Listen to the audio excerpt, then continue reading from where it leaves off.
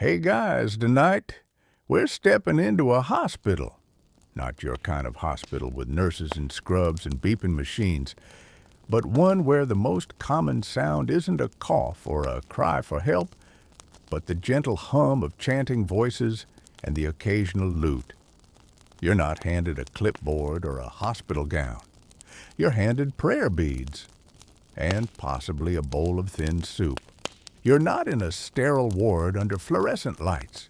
You're in a stone hall with stained glass windows where incense lingers like gossip, and the warm flicker of candlelight dances on the faces of monks and the dying. It smells less like disinfectant, more like wet stone smoke and cloves. And no, that's not a hallucination. That's the hospital. Welcome to the healing world of medieval medicine, where you might be serenaded into the next life before you even get a diagnosis. So, before you get comfortable, take a moment to like the video and subscribe, but only if you genuinely enjoy what I do here. And hey, comment your location and the current time. I like knowing where my sleepy historians are tuning in from. Now, dim the lights, maybe turn on a fan for that soft background hum, and let's ease into tonight's journey together. You walk through the heavy wooden doors of the hospital, and immediately, something's off. There's no front desk, no hand sanitizer, no vending machine humming in the corner, offering suspicious sandwiches. Instead, you're greeted by a nun, humming softly, arranging sprigs of lavender and rosemary on a wooden shelf. Her robes rustle like paper. The air smells like dried herbs and faith. This isn't a hospital in the way you understand it. It's more of a sanctuary, a refuge for the sick, yes, but also for the poor, the homeless, the unwanted. You don't come here for surgery. You come here to be seen, to be prayed over, maybe if you're lucky to be fed and washed, but cured. Well, let's not get ahead of ourselves. The word hospital in the 12th century comes from the Latin hospes, meaning guest or stranger. So yes, you're technically a guest, a welcome one, in fact. But don't expect antibiotics or scalpels. This is a place for the soul to be treated first, and the body, well, if there's time. The walls are stone and lined with wooden cots, each with a scratchy blanket and a tiny wooden table. Some have bowls of gruel on them. Others have little crucifixes. You notice that nearly every bed is occupied, but no one is moaning and no one is hooked up to anything. It's strangely peaceful, like a monastery dressed up as a hospital. In the far end of the room, there's a choir, a real choir. Not recorded music piped through tinny speakers, but actual human beings singing low, solemn notes that float through the air like doves. The harmonies are haunting, beautiful, unsettling. You learn quickly that these aren't visiting performers. They're part of the staff. Sometimes they're monks. Sometimes they're hired musicians. Their job isn't to cheer you up, it's to comfort your soul, to prepare you gently for death, or, recovery, whichever comes first. Let's talk about treatment. There's a small wooden shelf labeled medicine, and it contains exactly 6 things: honey vinegar, dried mint, some crushed up bark, a few leeches, and everyone's favorite holy water. That's it. No painkillers, no antibiotics, no sassy nurse named Linda checking your vitals every 2 hours. If you have a fever, you get cold water and prayers. If you have a wound, you get wine poured on it, if they're generous, followed by a wrap made of wool and hope. And if you're really truly dying well, then the singing starts. The choir doesn't just sing randomly. Oh no. There's a whole schedule: matins, lauds, prime, terce, sext, nun vespers, and compline. Every few hours, the room fills with sacred song. Doesn't matter if someone just coughed up their lung, the music goes on. It's a little like being at a spa where the primary treatment is Gregorian chanting and being told not to worry because your suffering is a gift from God. Speaking of God, He is very present here. There's a small chapel connected to the main room where priests take turns praying over the patients. You hear murmured Latin as one kneels beside a man with a deep gash on his leg. Instead of stitching the wound, the priest draws a cross on the man's forehead and offers confession. You're told that confession is more important than stitching anyway. After all, what's the point of healing the body if the soul is in peril? The oddest thing is that no one seems panicked. No one is rushing. There's a kind of holy slowness to everything, a rhythm. Like the hospital itself breathes slowly, patiently. If you die, it's God's will. If you live, it's also God's will. Either way, the choir sings. Now let's talk about who actually gets admitted here. You might think these beds are reserved for the wounded, the sick, the plague-stricken. Not quite. Many medieval hospitals prioritize the poor over the truly ill. Why? Because charity was considered the best medicine, and because poverty was seen as a form of spiritual suffering. So if you're bleeding out from a sword fight, sorry. Not unless you're also barefoot and penniless. Which brings us to a strange truth. These hospitals were more about hospitality than healing. You'd get a warm meal, well lukewarm, a place to lie down, and someone to hold your hand while you died. That last part is not sarcasm. The ministry of presence was real. Someone would stay with you until your final breath. You wouldn't die alone. And that's where the music comes back in. You might not get a cure, but you'd get a song. Something sweet and low carrying you off like a boat on a gentle river. This might sound bleak, but there's something oddly comforting about it. The idea that suffering isn't ignored, it's attended to with song, incense, and a sense of reverence. That your body isn't poked and prodded by strangers in masks, but instead held gently in a place that smells like basil and hope. Of course, from a modern medical perspective, this is a disaster. No sterilization, no quarantine, no concept of germ theory. You'd probably catch something worse just by lying in the next bed over. But from a spiritual and emotional perspective, it's something else. It's care, just not the kind you're used to. Oh, and don't even ask for pain relief. If you ask for something stronger than herbs and whispered prayers, the best they can offer is a stronger hymn. And yes, sometimes the music is so beautiful that it makes people cry. There are recorded stories of patients saying that chanting gave them peace, not physical relief, but soul-deep calm, like being held by something larger than themselves. Still, it makes you wonder how much of healing is about the body and how much is about being heard, being sung to, being seen. And how many modern hospitals could use a lute player or two. Anyway, fun fact, before you doze off, some hospitals even competed to have the best choir. Because apparently, reputation mattered even in death. And while surgeons were rare baritones, were in abundance, we'll explore more of those musical rivalries later. But for now, imagine the last thing you hear before slipping into sleep is a soft, perfect harmony sung by candlelight.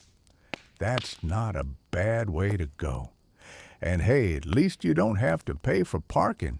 You sit there on the wooden cot hard as a frozen loaf of bread and slowly realize this place isn't really about getting better. It's a place for waiting. Waiting for what? Forgiveness, maybe, or death. If you're lucky, perhaps a miracle. But those are out of stock most days. A nun walks over and hands you a bowl of something that barely qualifies as soup.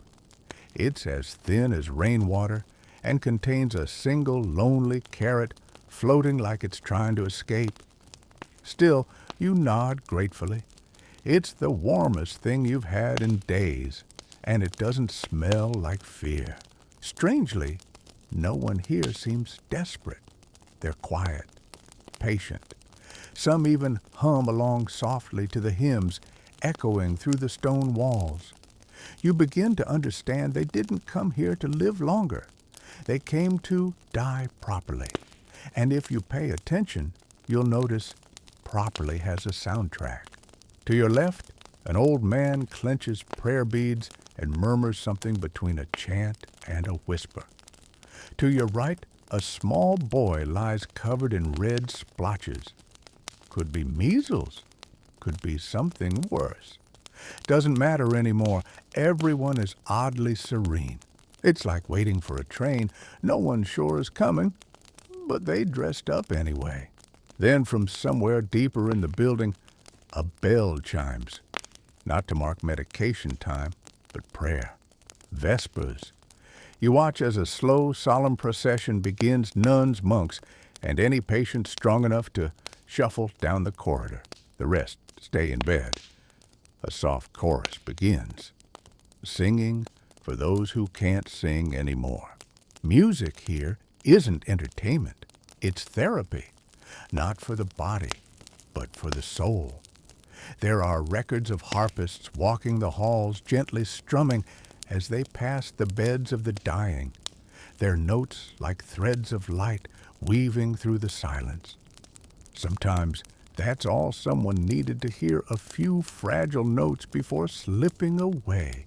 And this wasn't just a quirky trend. The church deeply believed music helped the soul ascend. St. Augustine once said, "He who sings prays twice." In that logic, singing at a patient's bedside wasn't just comfort, it was salvation. Melody as a final blessing. Rhythm in place of morphine. Even more peculiar children's choirs, yes, actual groups of kids called pueri cantores, little singers, trained to perform at religious ceremonies and often at deathbeds. If you were dying in a respected hospital, chances are you'd hear a soft Ave Maria, sung by 12 tiny voices in white robes. Creepy, a bit. Comforting. Also, yes. If you were devout, this was the best farewell you could ask for. And even if you weren't well, at least the music was beautiful. Let's pause and imagine this happening today. You go in for appendicitis, and instead of an anesthesiologist, a string quartet enters the room. The violinist nods solemnly. 1, 2, 3. Incision, ridiculous, sure. But in the medieval world, not that far-fetched, because actual physicians were about as common as unicorns. Most hospitals didn't have a single trained doctor on staff. Healing was a side project. The main mission, spiritual care. And if you couldn't afford a private doctor, which you probably couldn't, you got what everyone else did. Oil, prayers, hymns, and maybe some mint leaves crushed with hope. Here's the twist: being sick wasn't even a requirement to be admitted. Just being poor was often enough. Many medieval hospitals were less about health and more about charity. A refugee for the homeless, the orphaned, the hopeless. Not for healing, but for dignity. Now, here's your quirky historical footnote. Some hospitals actually had full-time musicians. Not doctors, not nurses. Musicians. People trained to sit in corners and strum lutes or blow softly on reed flutes, casting gentle music into heavy air. They were called soul escorts in some places. Their role wasn't to cure, it was to accompany, like a lullaby guiding someone from this life into the next. And it worked, or at least it felt like it worked. Many patients reported feeling calmer, lighter, ready. The music didn't fix their bodies, but it soothed the panic. That might not sound like medicine to you, but in those days, it was as close to comfort as they got. Think of it this way. Instead of hearing a heart monitor flatline, you'd hear a pure note sustained linger and then fade into silence. There were even hospital rivalries, not over survival rates, but over choir quality. Seriously, some establishments prided themselves on having the best singers in the region. The idea was, if you couldn't offer physical healing, at least send someone off with style. And maybe God would be impressed with the harmony and bump you up a tier. Of course, not everyone found this ideal. Some medieval critics argued hospitals were becoming monasteries with beds. And it's hard to blame them. There were more chants than treatments, more incense than ointment. But when medicine fails, people lean on meaning, and meaning is often sung. You start to wonder, if you were lying in that bed right now, what would you want? A doctor scribbling notes behind a clipboard, or someone holding your hand while a soft harmony plays in the distance. Maybe healing isn't always about survival. Maybe sometimes it's about being heard, seen, sung to, and maybe some modern hospitals could benefit from a harp or two. The morning air in the hospital is cool and still. You wake not to the beep of machines or the clatter of carts, but to the low, soft hum of a choir tuning their voices in the chapel.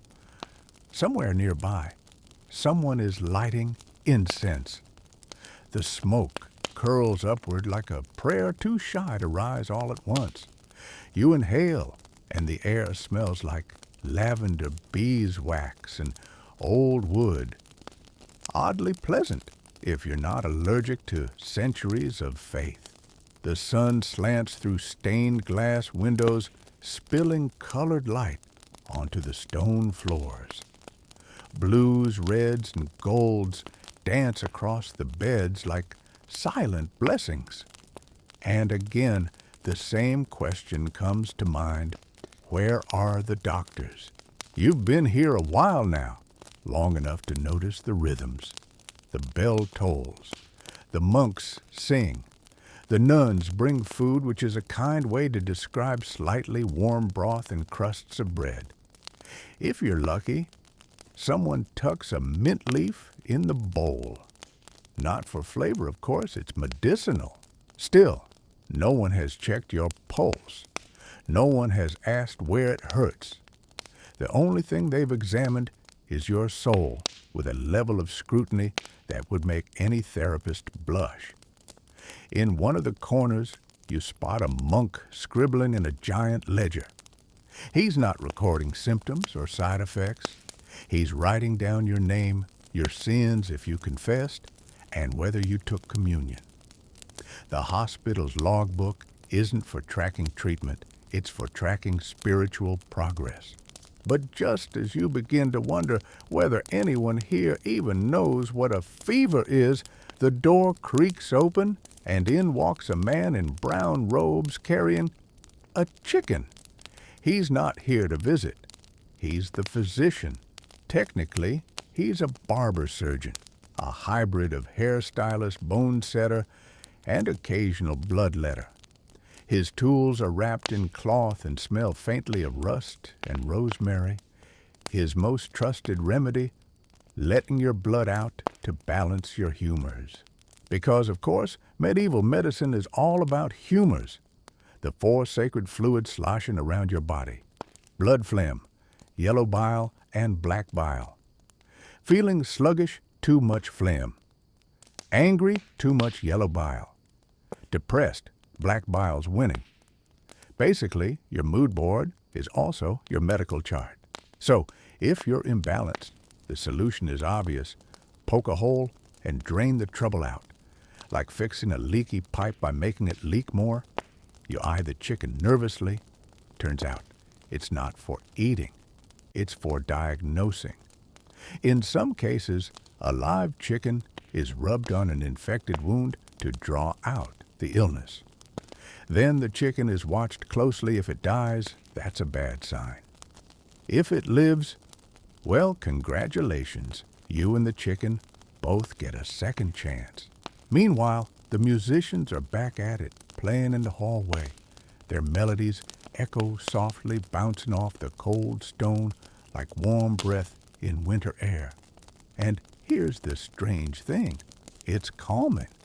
Despite the questionable medicine and the faint smell of barnyard poultry, the music gives the place a strange sense of order. Like the world isn't ending, just gently shifting. It makes sense. In an age where nothing is guaranteed, not food, not shelter, not survival, the one reliable constant is rhythm. Prayer at set hours, meals at set times, music that doesn't cure your cough but reminds you you're not alone. Which brings us to a new role in this musical hospital drama, the cantor. Not just a singer, but a spiritual anchor. The cantor leads the patients in hymns, not for fun, but for unity. Singing, especially in groups, was thought to align the body and spirit. Kind of like ancient group therapy, but with better acoustics and less oversharing. Sometimes the cantor walks bed to bed, encouraging even the sickest patients to hum along. Some can't. Some try. One man simply taps his foot in time with a melody, a tiny rebellion against silence. There are stories of patients who recovered not because of a potion or a poultice, but because music gave them the will to hold on. Did it really cure them? Probably not. But in a world without antibiotics, willpower was sometimes all you had. Even weirder patients were sometimes assigned musical tasks. If you were stable enough to sit up, you might be given a bell, a drum, or a hand chime. Contributing to the harmony was thought to be spiritually beneficial. Healing, even. You weren't just treated, you became part of the treatment. Imagine that today you're in a hospital bed, an IV in your arm, and the nurse hands you a triangle and says, "You're on beat 2 and 4. Another curious fact, the hospital building itself was designed to carry sound. High ceilings, vaulted arches, and stone walls weren't just architectural flourishes, they were natural amplifiers. The music filled every corner, soaked into every shadow. You could close your eyes and almost believe you were in heaven, if heaven came with a mild draft and watery porridge. And yet the emphasis on music wasn't just about comfort, it had practical roots too. People believed certain modes and melodies could influence the body's balance.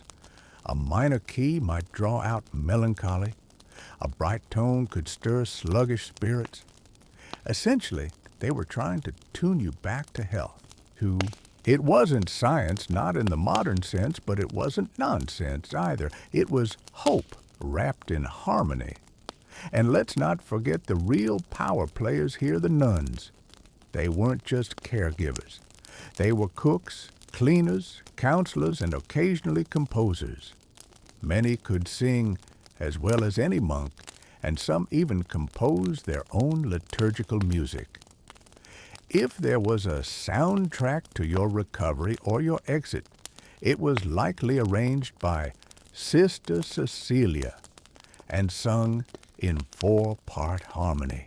One last note before we drift off, there were hospitals that outright banned secular music. Only sacred songs were allowed. No folk tunes, no love ballads. Why? Because worldly music might distract the soul. You're here to heal or to die, not to boogie. That said, you just know there was one lute player who snuck in a jaunty jig during lunch. And bless him for it. The days here stretch long and slow like candle wax dripping down a brass holder. No rush, no alarms, no nurses storming in with clipboards and panic. Instead, your morning begins with the steady thump of sandals on stone as a procession of monks walks the halls chanting the same tune they chanted yesterday and the day before that, and probably the day your great-great-granduncle died of bad air.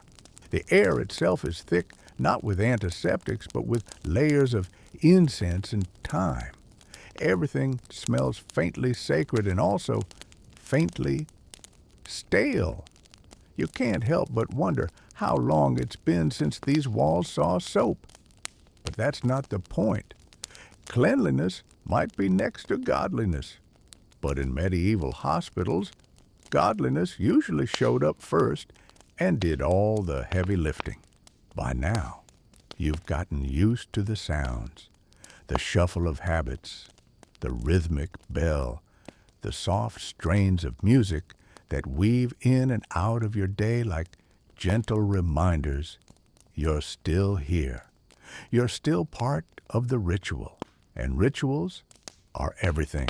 Let's talk about meals, not because they're exciting, far from it, but because they're part of the healing rhythm.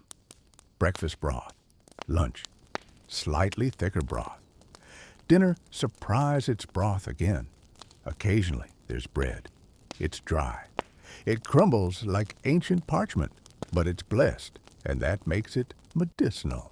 The idea is simple. Heavy food burdens the sick. Light food frees the spirit. Plus, let's be honest, the hospital's budget doesn't stretch far when half your staff is unpaid clergy and the other half are musicians paid in turnips. Still, some hospitals do make an effort to elevate the experience. Certain abbeys grow herbs, basil, sage, marjoram, which they sprinkle liberally into the broth and over the beds.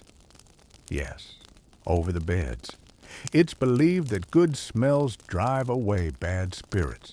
Also, they just make dying slightly more fragrant. Now, here's something odd you notice on your fourth day here. Patients rarely cry out. There's a lot of coughing, some moaning, but almost no screaming. Pain is accepted here like weather. It comes, it goes, it's God's will. You don't fight it, you sing through it. And sing they do. A woman with bandaged legs hums quietly to herself. An old man missing a few teeth hums along from across the room. A nun walks by and joins in on the third harmony. Before you know it, the whole room is a low murmuring chorus. Not perfect, not polished, but oddly beautiful and weirdly comforting. This is not coincidence. Singing here is a tool, a spiritual exercise, a form of resistance. If your body fails, your voice is the last thing that remains. And if that fails well, you hope someone else is still singing on your behalf. In some places, music is even timed to your final hours. Monks keep track of patients whose pulses grow faint. As the end nears, the chanting begins low and steady. The In Paradisum is most popular, promising angels will lead you into paradise. Whether you believe it or not, the thought is soothing. Of course, there are other weirder songs, too. Some hospitals developed local hymns specific to their region, sometimes sung in the vernacular, so patients could understand every last word. One French hospital had a farewell song that literally translated to, "Sleep, now in peace, we'll scrub your mat tomorrow." Practical and poetic. And yet, even in this holy hush, humans are still humans. There's always that one guy snoring too loud, always that one monk who sings a little too off-key, and always one patient who, despite everything, is just mad that there's no cheese. But humor has a place here, too. The nuns know when to wink. The monks know when to pretend they didn't hear you mutter a joke about the broth being holy because it's 99% water. And sometimes, just sometimes, a lute player breaks into a secular tune after hours when the abbot's asleep. That's where you hear something strange laughter. Not a lot, but enough to surprise you. Laughter like singing is a small rebellion, a flicker of warmth in the gray. And even if it's against the rules, it's tolerated, barely. After all, hospitals are for comfort, and sometimes comfort comes in the form of a bad pun and a slightly inappropriate joke about monks and mead. By your fifth day, you feel yourself adapting. You breathe slower, think softer. You've started humming during prayers. You've stopped asking what time it is. Time doesn't matter here. Only rhythm does. And that rhythm brings us to a curious job title, the presenter, sort of like a musical director/emotional coach. They oversee the schedule of hymns, the arrangement of voices, and occasionally the tuning of hearts. Some were so beloved that their voices were said to have healing powers. Whether or not that's true, it's clear when they sing, the room listens. Now let's peek behind the curtain literally, because there's something even stranger than a musical medical ward, the idea that all this sound is helping your organs. You see, some monks believed certain tones resonated with different parts of the body. A C could calm the liver, a D could settle the stomach. An E was excellent for melancholy. No scientific proof, but if it meant more harmony and fewer complaints, why not? Some hospitals even assigned patients to sections based on temperament. The melancholics, quiet, sad types were placed near the altos. The angry ones went near the drums. The anxious near the tenors, whose long, warm notes were thought to mimic breath and heartbeat. We're not saying it worked, but we're also not saying it didn't. What's important is this: they tried. They built a world where sound mattered, where even if your body was crumbling, your spirit was carried in music, where death was a passage, not a failure, and where the last thing you heard might be a harmony, not a heartbeat, fading into silence. By now, the hospital no longer feels foreign. It's not that you've healed, far from it. Your cough still rattles in your chest like coins in a clay jar, but the space has wrapped itself around you like a familiar wool blanket, scratchy, yes, but comforting all the same. The morning begins as it always does, with bells. Not digital alarms, but deep resonant clangs that echo through the cloister halls. They don't rush you. They remind you. There's a rhythm here, a pace to things that makes even pain feel less urgent. Breakfast arrives in a wooden bowl. It's soup. Of course it's soup. But this time, there's a surprise, an onion, a whole slice. You look at the nun with wide eyes, and she nods like she just delivered a gourmet meal. Maybe she has. And once again, the musicians are already playing. This morning, it's a single flute, its notes curling through the chapel corridor like steam from the soup. One long, reedy breath at a time, it fills the silence. No melody you recognize, but it dances lightly like it's trying to lift your mood without you noticing. You do notice. Let's talk today about something less gentle: death. No avoiding it here. Hospitals in the medieval world were not built to cure everyone. They were designed to carry you across the threshold with dignity, and music played an active role in that journey. There was an actual ceremony known as Ars Moriendi, or the art of dying. Not a joke. It was a real guided process where patients were prepared for death spiritually, emotionally, and yes, musically. Imagine this: your breathing slows, the fever won't break, and the choir assembles near your bed. They don't panic. They sing slowly, softly. There are candles, incense, a priest murmuring last rites. The cantor leads a hymn that you've heard 100 times now, but this time it's for you. It's not frightening. It's oddly formal, like leaving a grand banquet before dessert, regretful, sure, but not chaotic. The goal isn't to prevent the inevitable, it's to honor it, to make it feel less like failure and more like a passage. In one documented case, a young monk who knew he was dying requested a harp, not to be played for him, but by him. He lay in bed frail and shaking, plucking strings with trembling fingers until the last note dissolved. The choir didn't interrupt. They let him finish. Then they picked up where he left off. This wasn't rare. Some patients wrote their own chants. Some asked to be buried with their favorite psalm. One woman is said to have requested her own funeral music weeks in advance, then proceeded to hum along with it until her last breath. Practical, poetic, and a little bit eerie. But not all endings were quiet. Some patients didn't go gently. They wailed, they thrashed, they doubted. And the choir sang louder, not to drown them out, but to steady the room.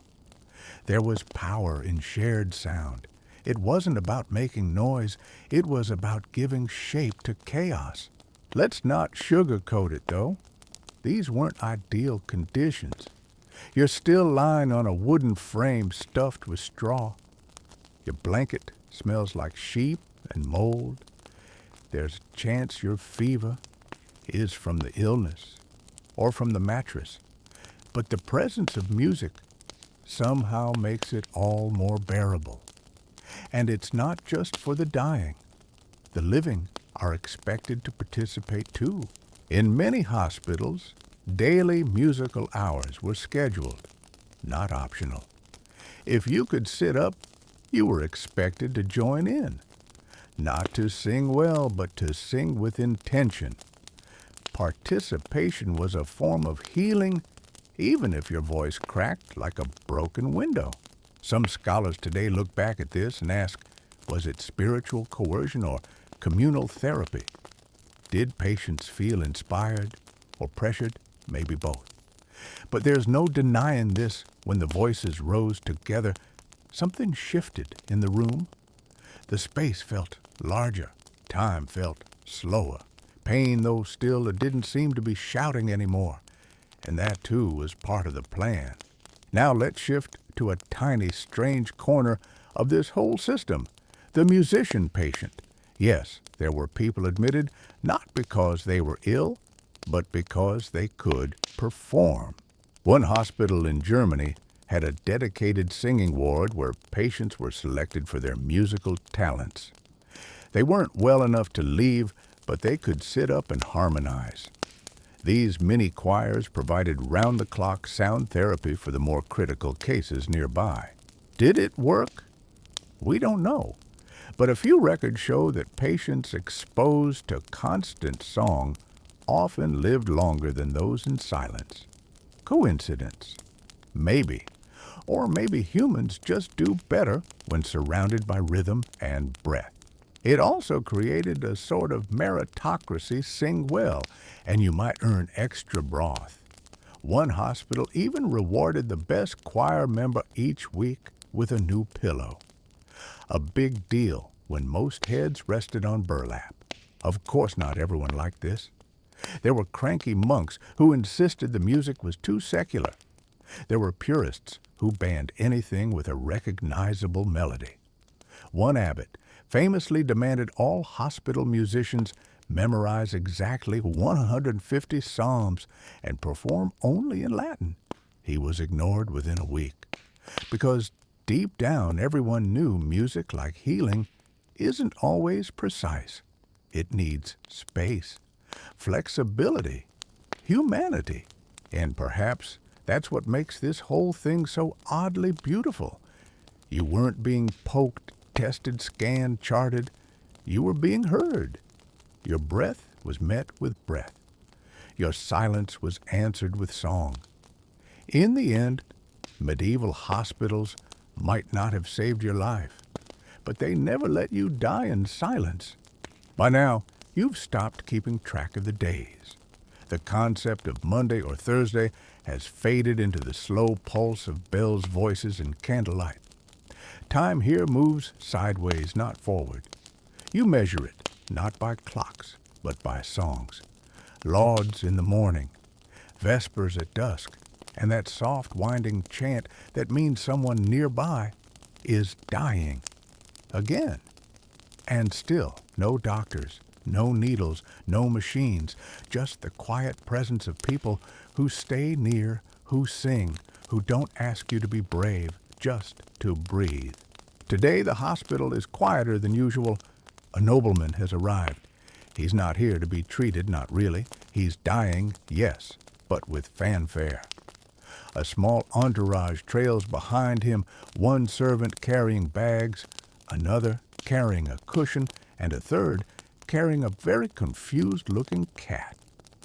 You're not sure why the cat is here, but you suspect it's a comfort item. Or maybe the nobleman's spiritual advisor. His bed is arranged near the altar prime real estate. He's greeted with a special chant. Not the usual one. This one's fancier, polyphonic, with a touch of showmanship. You'd call it a VIP lullaby. This isn't unusual. Wealth didn't always buy cures, but it did buy a nicer death. Special music, better blankets, and in some cases, a private choir. Yes, you heard that right. Private choirs for the terminally rich. Think of them as the medieval version of noise-canceling headphones, but sung live by trained tenors. The choir assigned to this nobleman wears white robes with golden stitching. They stand in a semicircle and begin to sing something haunting and strange. It's not loud, it's not cheerful, but it wraps around the room like silk. You feel it in your ribs. It's strange, isn't it? That so much effort is put into the sound of a person's death. But that was the idea. The body fades, the soul continues, and sound more than any other sense is what carries it. Now here's where it gets more peculiar. Some medieval hospitals had a music prescription system, not written on paper, of course, but memorized by monks and nuns. Feeling anxious, sing the Kyrie in a minor mode. Feeling melancholic, Psalm 91 with a tambourine. Yes, a tambourine. If you were nearing death, the Dies Irae was reserved Latin for Day of Wrath.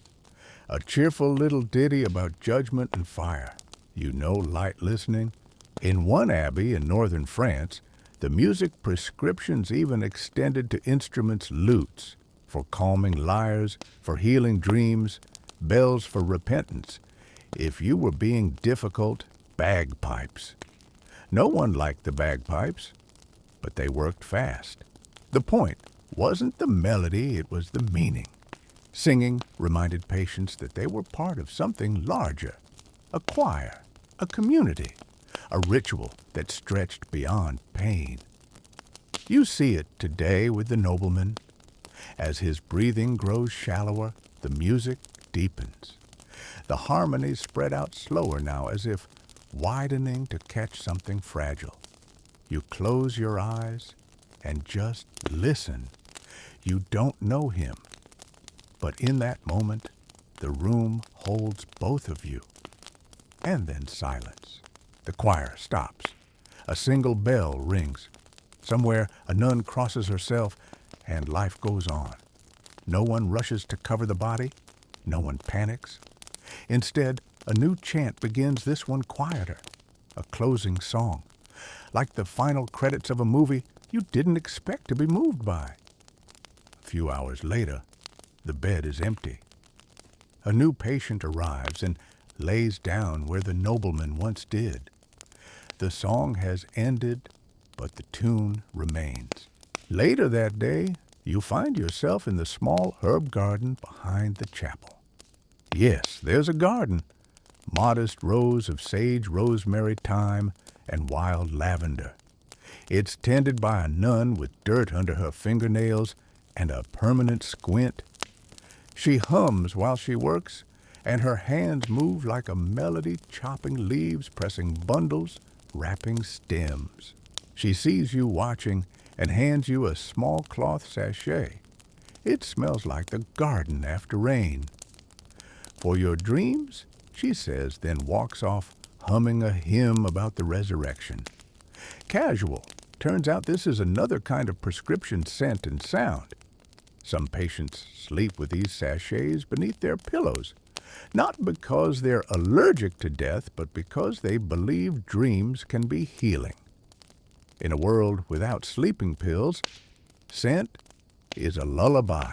You return to your cot and tuck the little bundle under your straw pillow.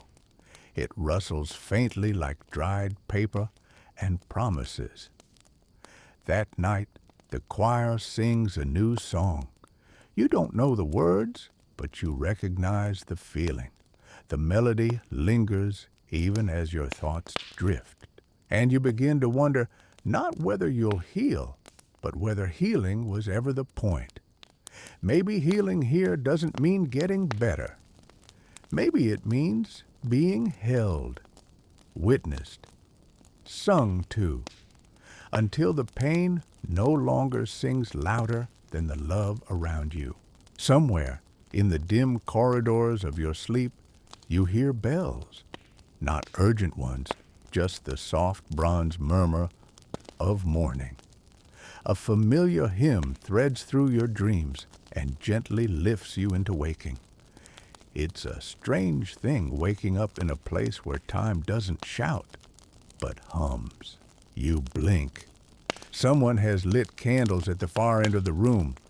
The light flickers against the stone walls, dancing with the dust motes in slow circles. The choir is rehearsing again, more than rehearsing, really. They never stop.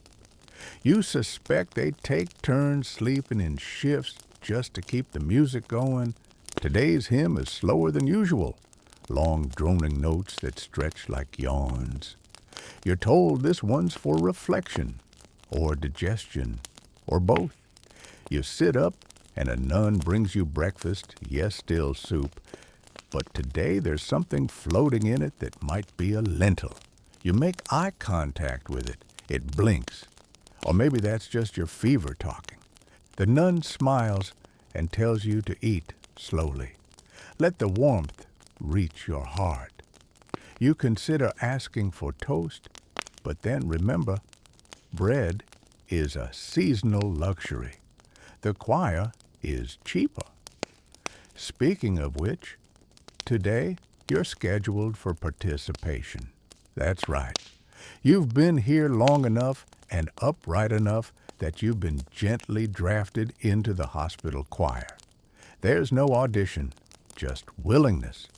You're handed a parchment sheet with smudged notes and Latin scribbles and a small wooden handbell. You look at the bell like it's a surgical instrument. The monk instructing you nods solemnly. Just on the third beat, he says. Unless it's a feast day. You're not sure if he's joking. You're not sure you care. At first you feel ridiculous.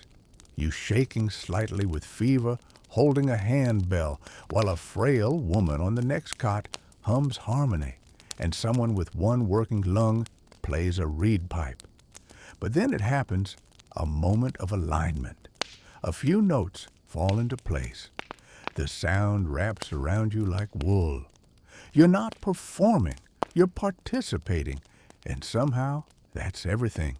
This brings us to one of the strangest truths of medieval hospitals.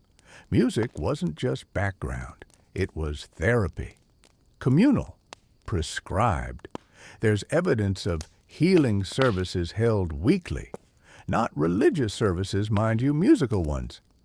Patients and staff would gather often in the garden or under the cloister archways to sing psalms, chant refrains, and in some places even dance. Yes, dance. Gently, slowly. Nothing too ambitious. Think shuffling in a circle with dignity and sandals. Why? Because the body in motion, they believed, invited the soul to follow. And a soul in motion, well, that's as close as you get to hope in a world without antibiotics. It wasn't all solemn chants either.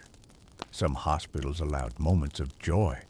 One small monastery in Italy kept a drum specifically for feast days.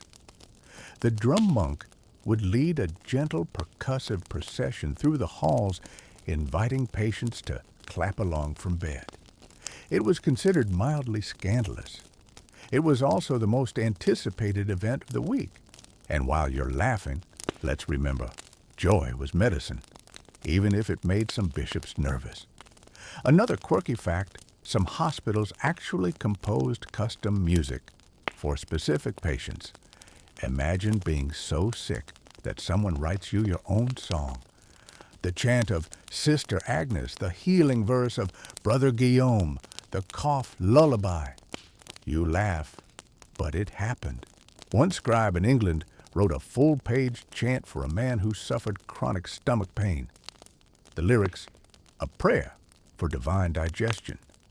The melody set in a light triple meter, almost like a jig. It was sung every Thursday until he passed, or passed gas, we're not sure which came first. So yes, music here wasn't just comfort, it was customized care. And yet, this hospital doesn't claim to cure. The monks will tell you plainly their job is to create space, not provide miracles. Healing, if it comes, is grace. If not, then their music accompanies you on the journey elsewhere. You've now been in the choir for 2 days. You're still unsure of the Latin, still terrible at the bell, but you've begun to understand something deeper. This place doesn't require perfection. It requires presence. You're not expected to be strong. You're expected to show up, to sit with your pain and someone else's, to lend your breath to the melody however unsteady. In the evening, after the last chant has faded, the monk in charge of the schedule, yes, there's a schedule, tells you something odd. You've done well, he says. Tomorrow, you'll sing for someone else. Someone new is arriving, a boy with fever. He'll be placed in the bed beside yours. Your job, to sit quietly and sing. You nod. You already know the song. That night, you barely sleep. Not because of pain, though, that's still there curled in your ribs like an old house cat, but because of something quieter, heavier. Tomorrow, someone new arrives, and you've been asked to sing. You're not sure why that matters so much to you, but it does. It's the first task you've been given that feels less about survival and more about offering. And oddly enough, it feels harder. The candles have burned low. Most of the room sleeps. Somewhere near the chapel, you hear the faint scrape of sandals and a single voice humming a night hymn. You breathe in the cool air, lavender sweet, and try to match your breath to the rhythm. Not too fast, not too shallow. Just enough to stay here awake, gently ready. At dawn, the boy arrives. He's young, no more than 10. Small, pale, wrapped in layers of wool as if already halfway to the grave. His eyes are glassy, his hands too still. The nuns move gently, silently, as they settle him into the bed beside yours. He doesn't speak, doesn't cry, just looks up at the ceiling like he's reading a story written in the cracks between the stones. You feel your throat tighten. You've seen old men come and go. You've watched rich lords fade into silence. But this is different. This is a child. And suddenly, the idea of singing feels impossible. But then the cantor appears. He places the chair at the foot of the boy's bed and sets down a small wooden lyre. His fingers test the strings soft, Slow, no rush. Then he nods toward you. It's time. Your voice, when it comes, is smaller than you expected. A cracked whisper, half breath, half melody. The boy doesn't react, not at first. But as the song continues, as the harmony joins in from somewhere behind you, another patient, a nun, his eyelids flutter. He shifts his head just slightly toward the sound. The cantor plays quietly beside you. The notes fill the space like steam rising from tea, warm and visible everywhere. You don't know how long you sing. You don't think about your fever or your cough or the ache in your side. You just sing. When the song ends, no one claps. Of course not. This is not performance. It's presence. The boy is asleep now, or close to it. His hands have relaxed, his breathing slower. The lyre is quiet again. The cantor gives you a slight smile. You did what you came to do. Later that day, while the rest of the patients nap, the cantor finds you in the cloister garden. He tells you a story unasked while trimming the rosemary. Years ago, he begins a soldier came through here, angry, wounded, bitter. He refused prayers, refused medicine. But he asked oddly for music. Not hymns, he wanted a love song. Something from home. You raise an eyebrow. The cantor nods. So I sang him a ballad about two shepherds who lost each other in the mountains. No Latin, just melody and longing. He listened without moving. Then he asked to hear it again and again. The cantor brushes soil from his hands. He died that night, not because of the music, but not in spite of it either. Sometimes that's the best we do. You sit in silence for a while, watching the sunlight creep across the stone tiles. There's something gentle about the way light touches this place, like even the sun knows not to rush anyone here. The rest of the day passes slowly. The boy sleeps, occasionally stirs. You sing again once in the evening, a softer song, a lullaby. You don't know if he hears it, but you keep singing anyway. That night, after the final bell as the last candles flicker, you lie back in bed and stare at the same ceiling he stared at that morning. You wonder what stories he saw there. You wonder if he'll live long enough to tell them. You fall asleep humming the last line of the lullaby, barely audible, the words trailing into your dreams like smoke. And you begin to understand, in a place with no real medicine, maybe your voice is the strongest thing you have. Morning again. You wake to birdsong this time, not bells, a soft interruption in a world that usually only sings indoors. Outside, you can see a patch of sky through the high arched window. It's pale blue and still the kind of sky that makes you want to stretch, even when every part of your body feels like it's been gently sat on by a horse. The boy is still there, still quiet, but something is different. His eyes are open. He's watching the sky, too. You offer a nod. He blinks slowly in reply.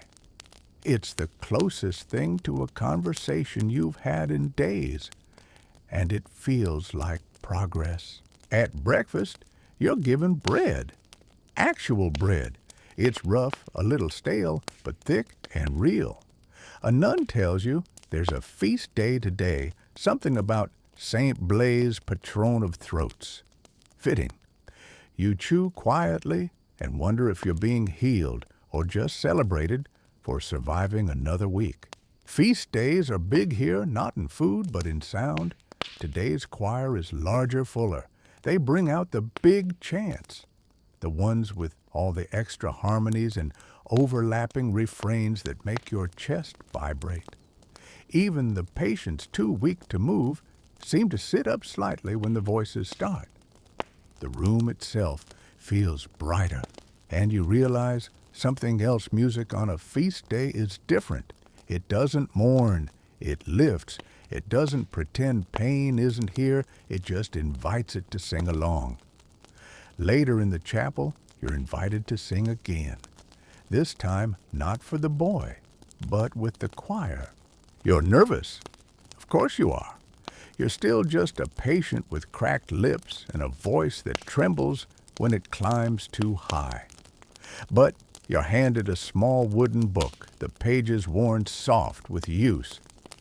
The cantor points to a line in the middle of the page apart, 4 notes repeated, nothing fancy, but yours. The choir begins. Slow at first, then fuller. The harmonies layer like cloth, wrapping around the chapel's cold walls. You sing your line unsure at first, then firmer. Then with breath that feels like it belongs to someone healthy. There's no applause when it ends, just silence. And then the sounds of sandals scraping stone as everyone files out one by one back into the halls of waiting and pain and gentle care. You don't return to your bed immediately. You linger in the chapel, tracing the notes on the page with your finger. 4 small notes. Somehow, they make you feel like you matter. That afternoon, the boy smiles. It's small, brief, half a twitch of the mouth. But it's real. You don't even point it out. You just nod again. He blinks. A second conversation. Later, you find yourself by the herb garden again, this time helping Sister Marin hang bundles of thyme on a wooden rack. She works quickly, her hands practiced. She tells you that herbs dry faster when blessed with music. You're not sure if she means it literally or just likes having company that hums. She hands you a bunch of lavender and says, "This one's for the choir room. It helps keep the voices strong." You sniff it sweet, a little dusty, but comforting. Everything here smells like a grandmother's drawer. That evening, you return to your bed and notice something odd. You miss the singing. Not just hearing it, doing it. Your body, tired and thin and aching, feels strangely stronger when wrapped in melody. You hum a soft line before sleep. Not a hymn. Something simpler, wordless. A lullaby with no origin. You think you hear someone hum it back. Maybe the boy, maybe your own breath echoing. Either way, it's enough. That night, your dreams are full of color. Not visions just sound painted into motion. You don't fly. You don't fall. You float held in rhythm, carried in harmony. You wake to find a new patient across from you. An old woman, frail, already asleep, already coughing. You know the schedule now. You'll sing for her soon. You don't dread it. This place hasn't changed. There are still no doctors, no cures. But something is different. You feel less like a patient, more like a participant. Not in some grand treatment plan, but in a quiet ritual that's bigger than pain. And that might be healing enough. You wake to candlelight. Not the harsh light of electricity, not the sudden glare of machines beeping at your side, just the soft, flickering warmth of wax, doing what it does best, holding back the dark quietly.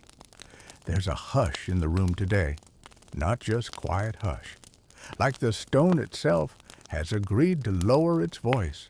The old woman across from you is still breathing, but barely.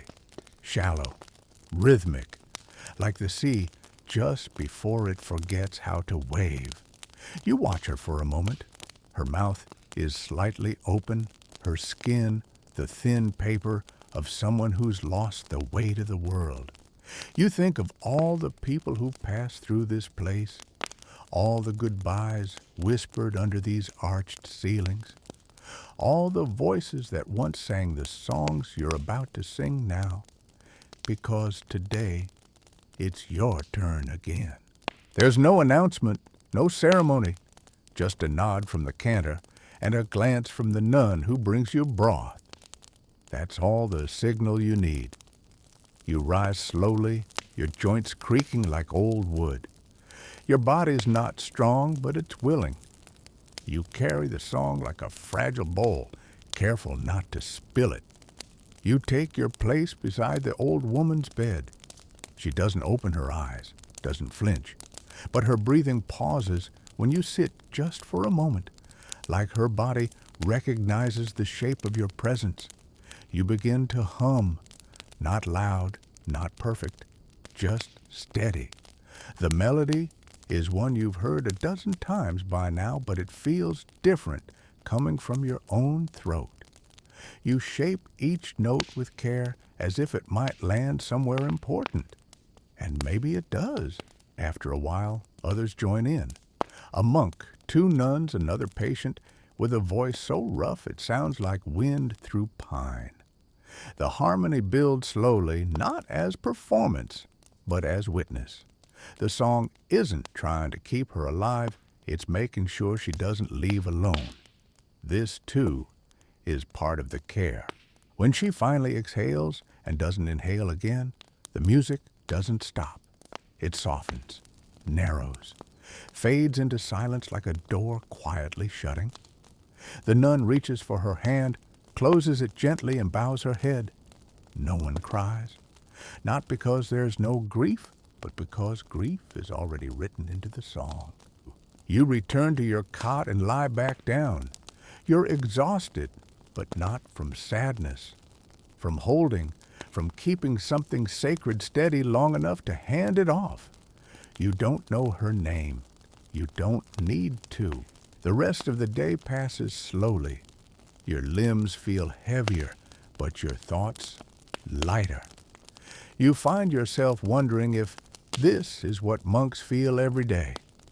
A little sore, a little hungry, but entirely present.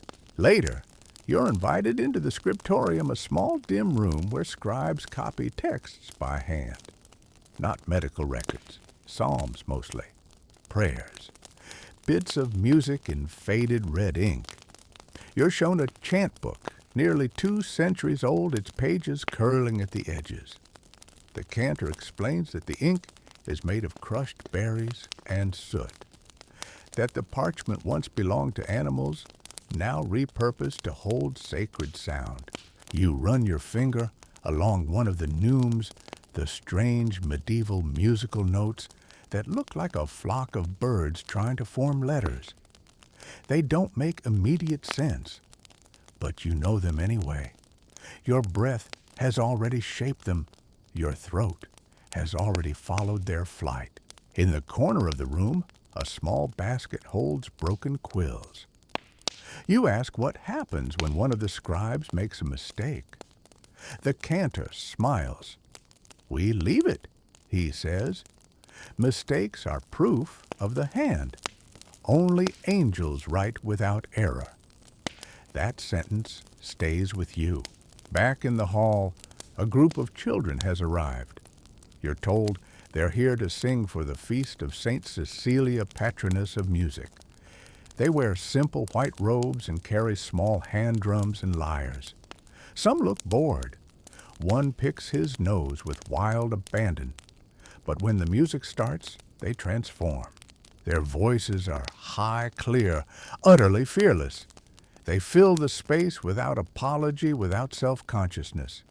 You feel something tug in your chest, not nostalgia, not sadness, but memory. The memory of sound when it's free, before fear, before pain, before self. You close your eyes and just listen. Afterwards, you help carry their instruments back to the garden gate. One of the girls hands you a dried flower. "For your voice," she says. You smile, say thank you.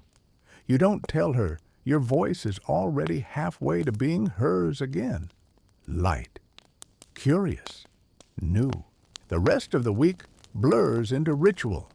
Wake, sing, eat, rest, sing again.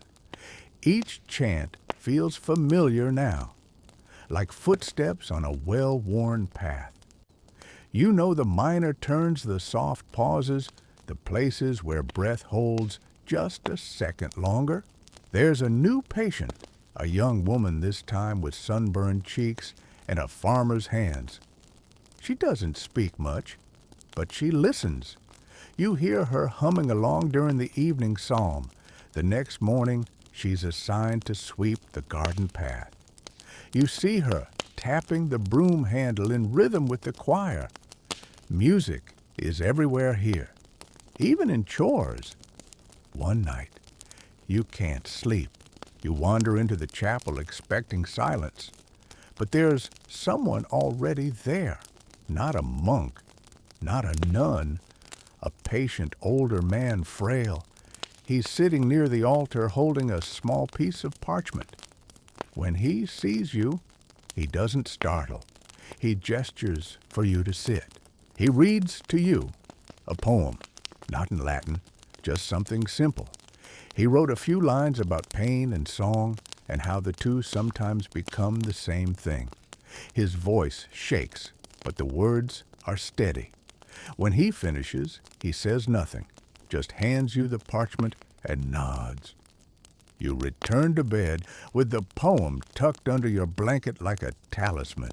In the morning, you copy it onto a clean scrap of cloth and leave it in the chapel beneath the window where the morning sun always lands. You don't know if anyone will find it, but that's not the point. You've begun to understand that nothing here is meant to last. Not voices, not faces, not even pain.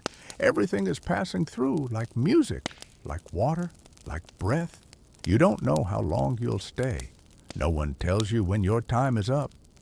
One morning, the nun may arrive with your robe and shoes and simply say, "You're strong enough now." Or maybe you'll grow weaker, fade like others have, become part of someone else's song.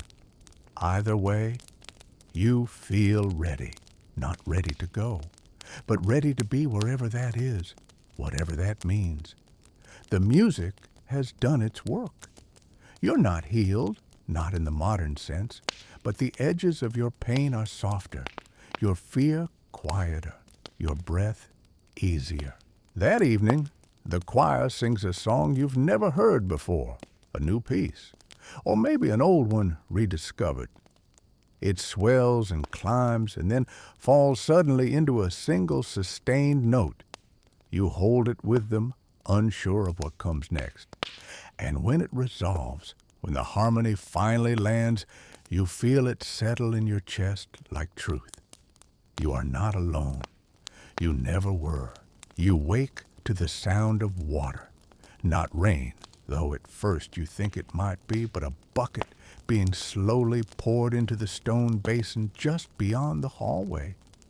A nun is filling it carefully, rhythmically, as if even this act were a kind of liturgy. The splash echoes down the corridor like soft applause. A new day begins, not with trumpet or bell, but with the sound of something clean returning to the earth. Your legs ache when you swing them off the bed. The bones are reluctant, the joints muttering in protest. But you move anyway. You're learning to answer your body gently now, not as a soldier, but as a servant. You ask it what it needs, and if you're lucky, it answers softly, just a little warmth, just a little breath, just enough to stand. At breakfast, you're handed something unfamiliar, not broth, not bread, a fruit, a pear slightly bruised but real and sweet-smelling. The nun who gives it to you says nothing. She only smiles as if to say, yes, today is different. You eat it slowly, deliberately, like it's your first taste of sunlight. After the meal, you find yourself in the corridor by the windows. Outside, the sky has shifted from dull gray to a faint watercolor blue. The garden is quieter than usual. No songs, no sweeping. Just a few small birds hopping along the stone wall, pecking at invisible crumbs. You lean your forehead against the cool glass and breathe. It's been days, weeks, since you stood like this without needing to hold on to something. You make a quiet note of that. Progress isn't loud. It often sounds like breath. You're pulled from your thoughts by a familiar voice, the cantor. He stands beside you with a cloth bundle in his arms. Inside are small wooden pipes, a tambourine, and a long string instrument that looks like it's been repaired more often than it's been played. He nods, gestures toward the courtyard. Today, he says we play outside. The idea feels almost rebellious. Until now, the music has been housed inside stone walls, contained, protected sacred. But today, it spills out into the light. You join the small procession into the open air, 3 patients, 2 monks, and 1 young woman who used to sweep the corridor, but now carries a drum. The group settles in the garden near the lavender beds. The air is cool, clean, and filled with the faint buzz of bees. The cantor begins slowly plucking out a line of notes like stepping stones. The rest follow. You too. Your voice is uncertain at first, pushed back by open sky. But it finds its footing. Somehow, it always does. People begin to drift in from the corridors. A nun stands at the edge of the path, arms folded, gently listening. A man with a cane eases himself onto a bench. The boy, still thin, still quiet, sits beside him and taps 1 foot in time. The music isn't loud.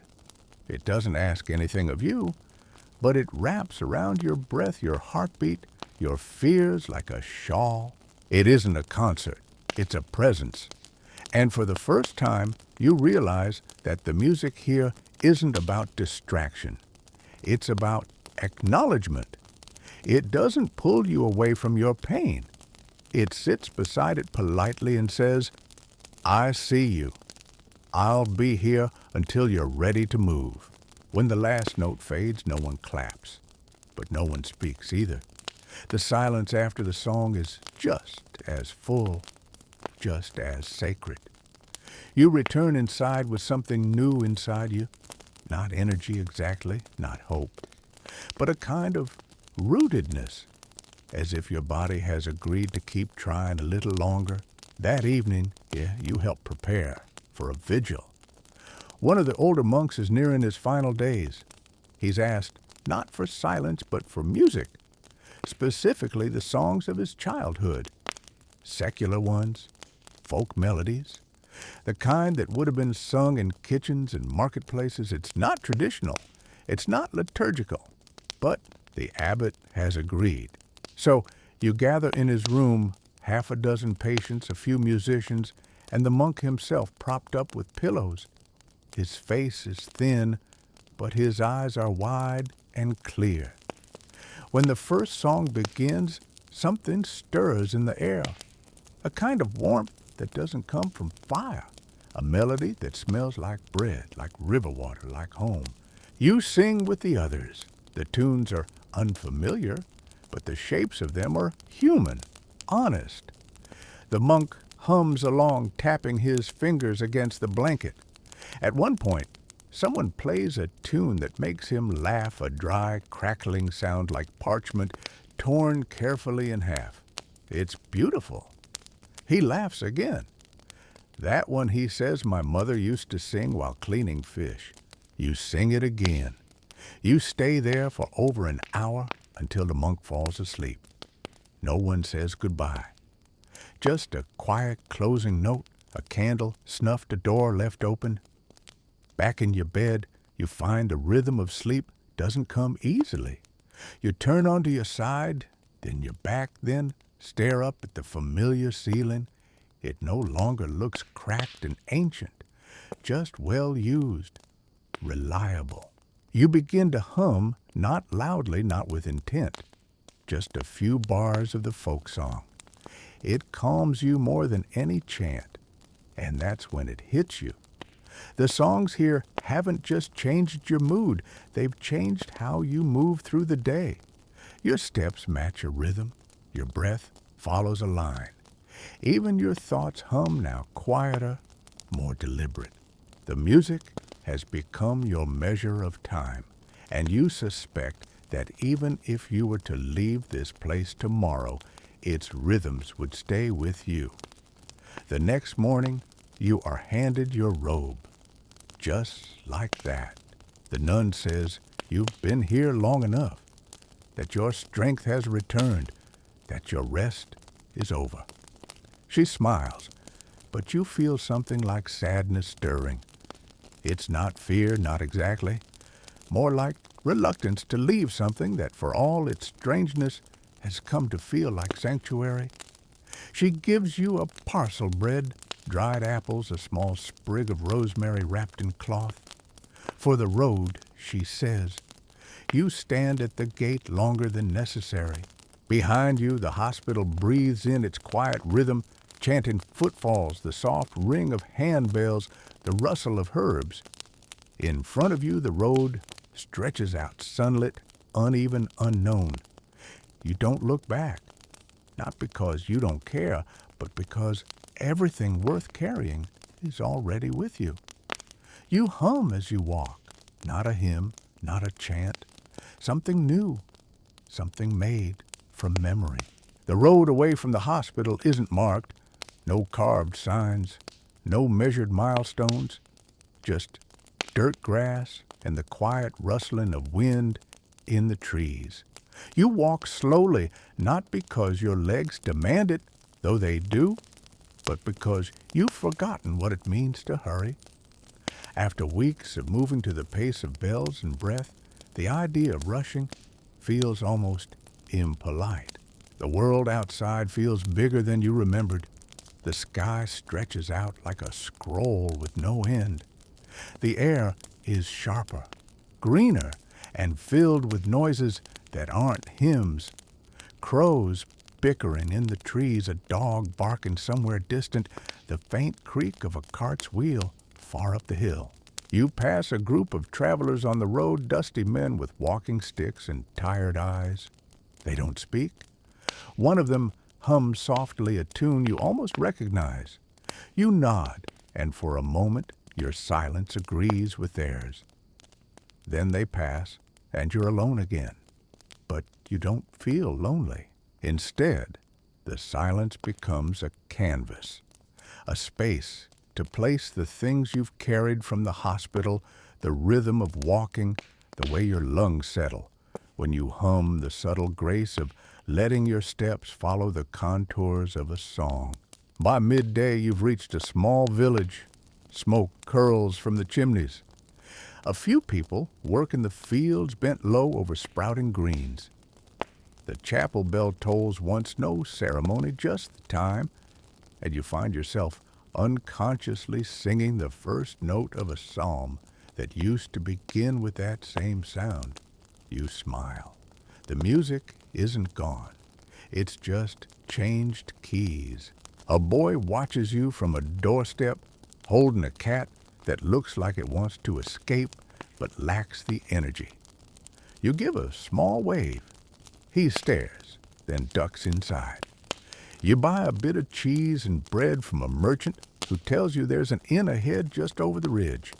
You nod, thank her, and continue walking. Her voice fades behind you, but your pace keeps time with the weight of her words.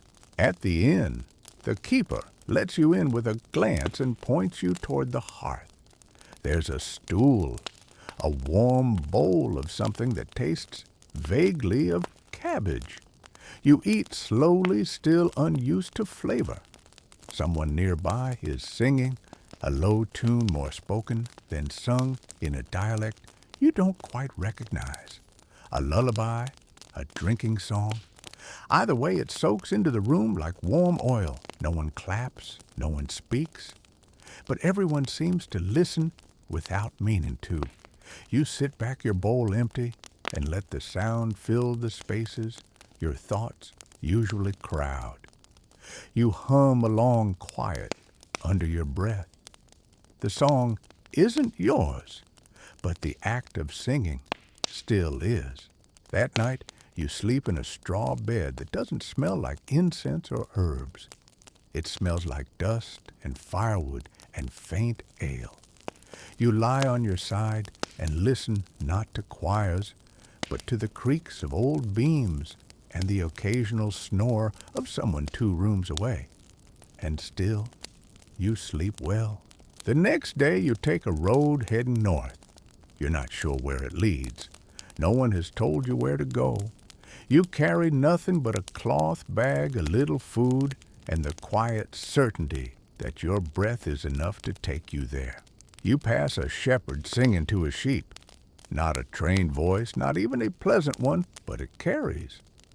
And the sheep oddly seem to respond. You smile at the simplicity of it.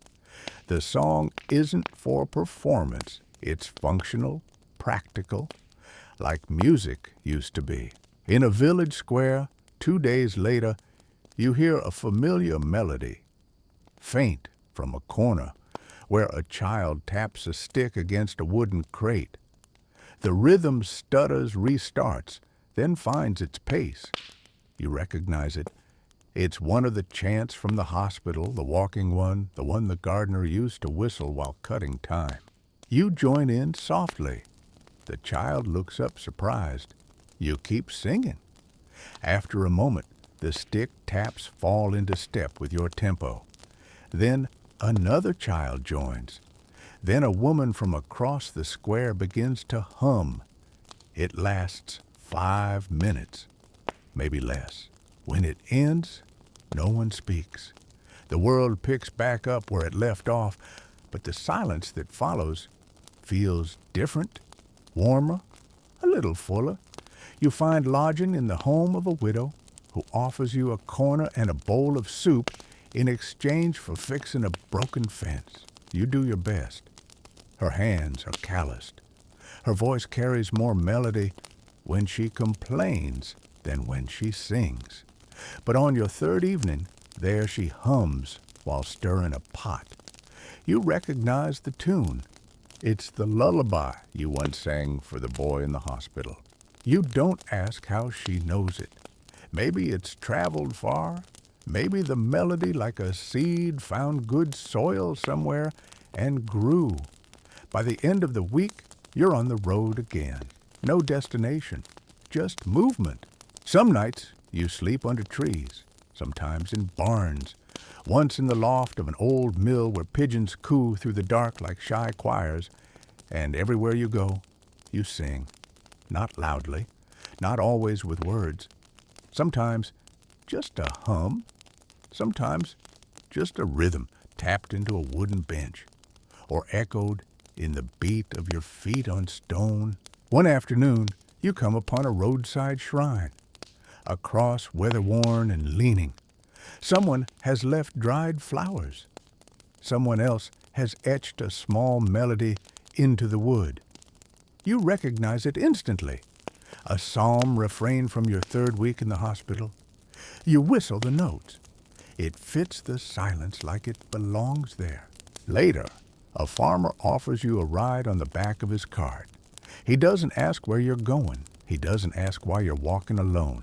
He just nods when you climb in and lets you ride in silence. After a while, he begins to hum. You don't know the song, but you join anyway, because that's what you do now. You've become a kind of echo, a reflection. You don't carry medicine. You carry presence, breath, a voice, a reminder. The hospital is far behind you now, but its music is not. It lives in your steps, in your sleep, in the way you hold silence as something sacred. You've forgotten the fever, forgotten the broth, forgotten the stiffness in your hands. But you remember the music, always the music, because it was never just sound. It was a way of being, and you're still learning to live by it. You follow the path as it curves through the hills where the air begins to smell less like soil and more like pine. The trees grow thicker, taller. They stand like old monks in silent rows watching as you pass. You've stopped counting days. Your rhythm is no longer shaped by the rising and setting sun, but by something quieter, internal, steady shaped by breath and memory. At night, you sleep wrapped in your cloak beneath branches that creak in the wind. The music still visits you in dreams, not as organized chants, but as fragments. A harmony here, a drumbeat there, the voice of a nun humming while she ground herbs, the old monk's laughter after the fish cleaning song. You don't dream of cities or of home. You dream of rhythm. You wake most mornings with a hum already on your lips. Today, the path opens into a clearing where a group of pilgrims has stopped to rest. They sit in a circle, sharing bread and stories in several languages. Their feet are blistered. Their clothes are stained with dust. One of them plucks a stringed instrument softly. A few of the others hum along. You hesitate at the edge of their camp, uncertain whether to approach. But the music draws you forward, as it always does. One of them makes space by the fire. Another hands you a crust of bread. No one asks your name. You sit, listen, and eventually you join the tune.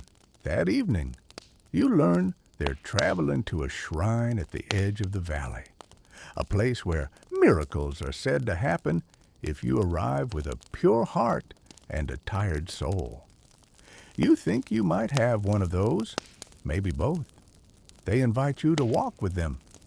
You do. The days pass with shared silence and shared songs. Sometimes the songs are old, sometimes new. Sometimes nothing more than a repeated line murmured in rhythm with footsteps. The road becomes a kind of music in itself, boots, scuffing gravel beads, clinking, someone coughing in time. You begin to notice how every pilgrim carries their own rhythm. The man with the limp who favors his right foot.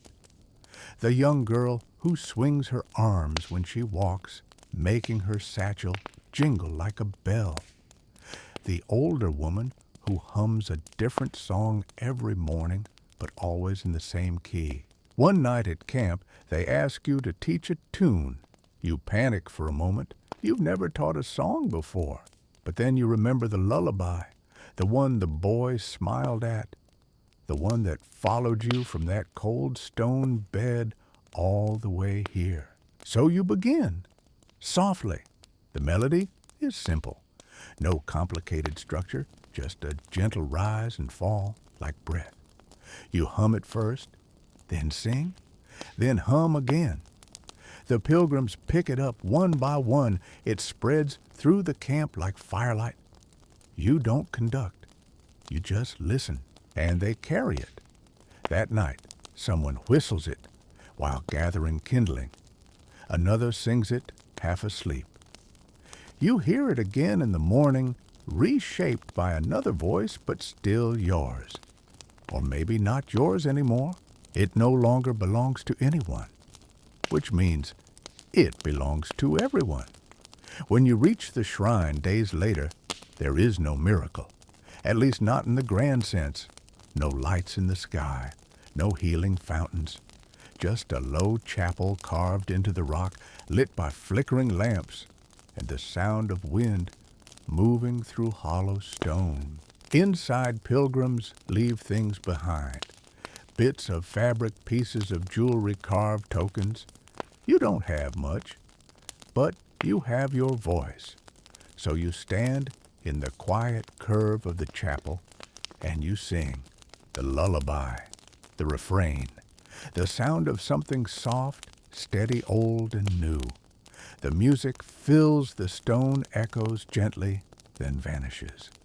You leave nothing behind but that, And maybe that's enough. The next morning, the group begins to break apart. Some go west. Others return the way they came. You don't decide until your feet start moving north again toward the mountains. You're alone, but it doesn't feel the same anymore. Your solitude is full now, like a song carried in your pocket. Like company that hums instead of speaks. One evening, in a village where no one knows your name, a girl cries in the street, lost, frightened. Her mother is a half-mile away, panic searching. You sit with the girl, kneel down on the stone, and you sing.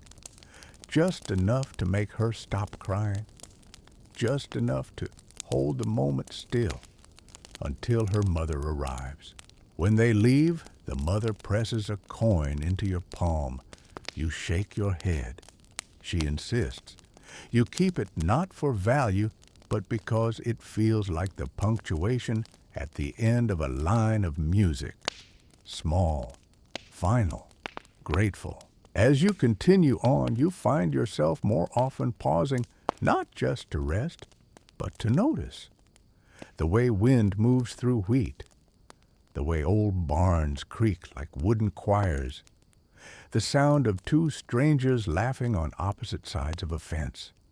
The world has always been full of music. You just hear it now. One day a farmer asks if you're a musician.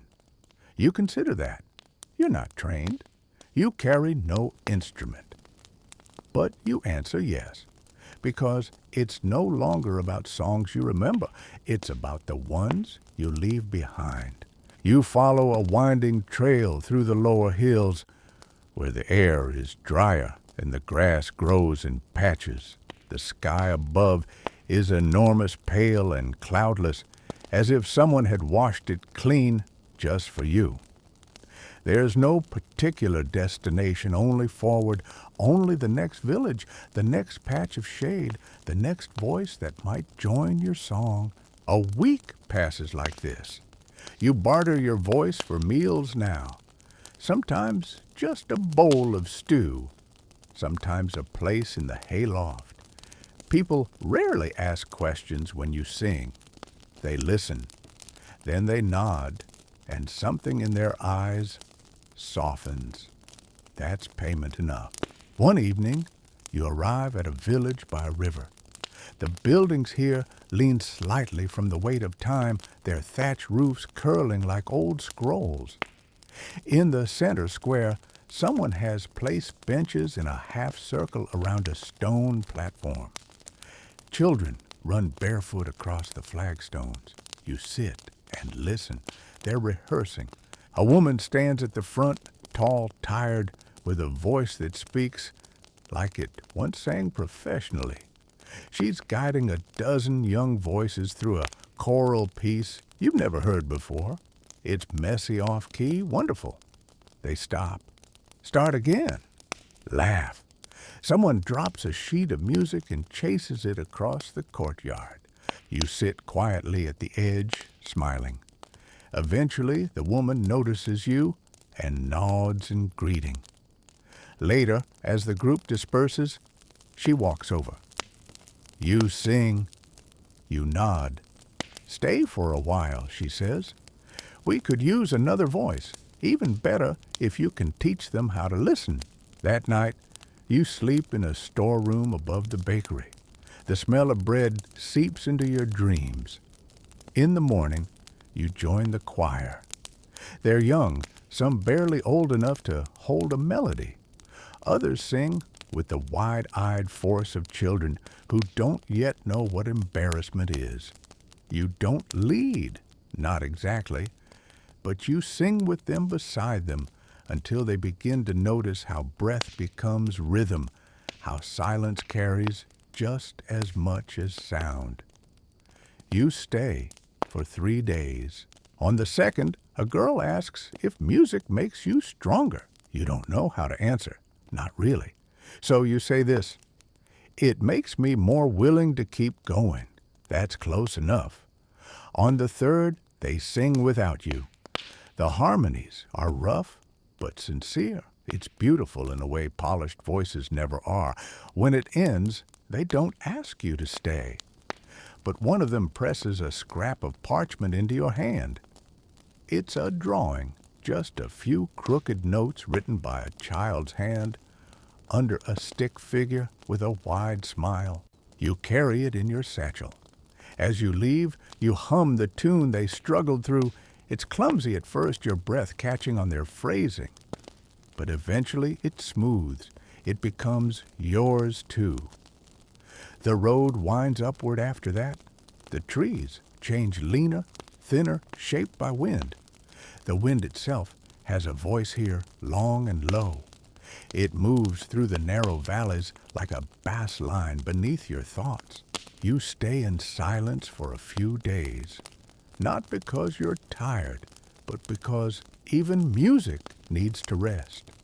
You walk without humming, without tapping, just listening. The crunch of your boots, the wing beats overhead, the sound of a goat bleating from somewhere unseen. One afternoon, you stumble on a field of standing stones, tall, weathered, ancient.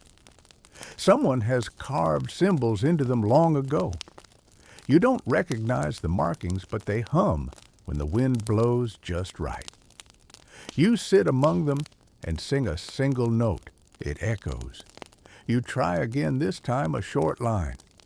The stones reply with delay, as if waking from sleep. You stay there until sunset, singing into stone, learning the melody of something older than song. That night, your dreams are full of echoes. In the next village, a woman offers you a place to rest in exchange for teaching her grandson a song for his father's funeral. The man died weeks ago, but the boy still hasn't cried. He just sits by the hearth carving shapes into wood. You sit beside him. You don't ask questions. You hum a melody that begins in your chest and lands softly in the space between you.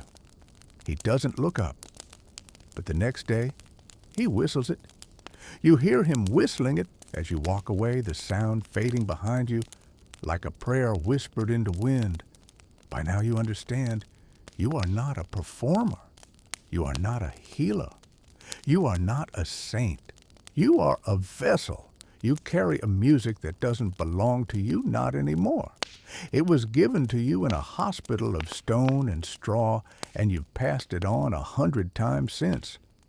It's grown, changed, picked up rhythms and refrains and flourishes from children, from monks, from widows and farmers and strangers who hum in the dark. It's not yours to keep. It never was. And that is what makes it beautiful. One morning, you come upon a gathering at a crossroads. A festival, perhaps, or a market. There's food and dancing and noise. So much noise, you hesitate, overwhelmed. Then you hear it, a song. Your song. The lullaby. A rougher version. But it's there. You follow the sound and find a girl singing it while weaving dried flowers into crowns.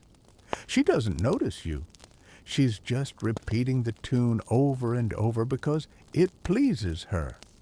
You sit beneath a tree and you let yourself cry for the first time in weeks, not out of sadness, but because you understand that the song lives on even when you don't sing it. And someday, someone else will carry it farther than you ever could. The next stretch of road winds through farmlands and gentle hills where the air carries the scent of hay and earth. Everything feels slower here, not with the hush of reverence you found in the hospital, but with the rhythm of labor, of lived days. The songs you hear now aren't chants or hymns, but field calls, wagon songs, and the occasional melody hummed over a pot of stew. You become part of it just by walking, letting the sounds fold around you like a traveling cloak. For the first time in a while, you don't sing. Not because the music has left you, but because it's everywhere already in the squeak of a wheel, the swish of a broom, the rustle of a mother's apron. You don't need to add to it. You only need to listen. One evening, you come across a village where a boy standing in front of a quiet crowd in the town square. His hand shakes slightly as he holds a scrap of paper, his voice faltering as he begins to sing. It's not polished. It wavers. But he keeps going, and slowly something remarkable happens. The silence leans in. The crowd softens. The world holds its breath. When he finishes, no one claps, and no one needs to. The moment ends the way all good songs do, gently with understanding. You learn later that his father had died that morning. He had no words. So he sang. That night, a tavern keeper offers you a stool by the hearth. She doesn't ask for a song, but the fire crackles in a certain way and her hands tremble as she pours the soup. You sing anyway, something soft, wordless, carried more by tone than tune. She doesn't cry. She just stops moving for a moment, letting the song do what comfort sometimes can't. In the morning, she presses a small loaf of bread into your hand and says nothing else. You take it like a blessing. Days pass like this. You walk, you rest, you sing when needed. One afternoon, you meet a midwife on the road, Runa, a sharp-tongued woman with a quick laugh and a cart full of linens and herbs. She talks without pause, swears like a soldier, and demands a walking song before you've even introduced yourself. You offer her one of the chants the nuns used to hum while folding laundry, steady, repetitive, full of breath and patience. She snorts, but sings it anyway, adding her own verses until it becomes something new and hers. By nightfall, she's gone walking ahead and still humming. Further along, you find a grieving family gathered beneath a tree. Their loved one is laid out beneath a simple shroud, and no priest has come. You kneel, ask softly if they'd like a song. They nod. You sing not a church hymn, but a folk song you learned by accident. Something circular, familiar like a rocking chair. Halfway through, a daughter joins in, then another. By the end, the silence feels softer. Grief hasn't vanished, but it now has a shape. You leave without a word, their murmured thank you held in your chest like a candle. That night in the woods, you sing to the trees. They don't reply, but the wind seems to pause and listen. The forest holds silence differently than the hospital did. There, silence was sacred. Here, it's ancient. Then comes the sore throat. You wake one morning with your voice caught in your throat like a splinter. No pain, just absence. Panic stirs not because of illness, but because silence now feels unfamiliar. You rest. Drink from streams. Hum only when necessary. Your voice returns slowly as if testing your patience. When it does, it comes back, changed, quieter, more careful. You sing not because you need to be heard, but because it helps you remember how to breathe. In a small village school, you meet a teacher with a crooked smile who invites you to stay for music day. The children sing with all the chaotic joy of bees in a bottle. One shouts each note, another sings 3 beats behind, and a girl in the corner mouths the words without a sound. You laugh, they laugh. By the end of the lesson, they're still off-key, but off-key together, which is what matters. You stay for a week, then 2. The children leave you drawings, musical notes, shaped like bird-stick figures with open mouths and hearts. One says in shaky letters, "Your songs feel like hugs." On your last day, you sit in the back as they sing without you. The melody stumbles, catches, and then finds itself. You don't sing. You just listen. That's enough. When you leave, the sun is already setting. Your feet carry the rhythm they've always carried, slow, steady, grounded. The melody of the schoolhouse follows you for a mile before it fades. You do not hum, you do not sing, but the music walks beside you anyway. The road takes you north again into the edge of the highlands. The wind sharpens here, rising up the hills and pulling at your sleeves as if it's trying to remind you how small you are against the sky. You keep walking. You've gotten used to smallness, not as weakness, but as part of something wider, older, constant. Here, there are fewer people. The villages are sparser, their roofs flatter against the wind, their doors heavier. Travelers are rare, and your presence is met with guarded curiosity. One evening, you reach a hamlet tucked between stone ridges where smoke curls from low chimneys and voices drift in the dark like lantern light. A wedding has just ended. You arrive too late for the ceremony, too late for the feast, but just in time for the singing. The whole village is gathered in the central square, women with flushed cheeks, men with arms around each other's shoulders, children half asleep on their mothers' laps. And the singing is raucous, joyful, clumsy in places with wrong notes, shouted like right ones. It is imperfect, and that makes it wonderful. You stand at the edge, hesitant, but someone notices. A hand pulls you into the circle. You find yourself beside an old man who smells of smoke and mead, singing a melody you don't know but can follow anyway. You hum the first verse. By the second, your voice has found a place. It joins theirs, not leading, not showing, just weaving. And for the first time in weeks, you laugh while singing. Later, they offer you a place by the hearth of a stone cottage. You sleep soundly. In the morning, you leave a note behind for the bride and groom, just a few lines of the melody, sketched on a torn corner of parchment. Nothing grand, but something to hold. In the next village, the music is different. This time, it's morning. You arrive as a bell tolls slowly, only once every few minutes, like a heartbeat struggling to continue. A child has died. The streets are quiet. Drapes hang over the windows, and voices are low. If they speak at all, you don't ask questions. You only offer the one thing you can.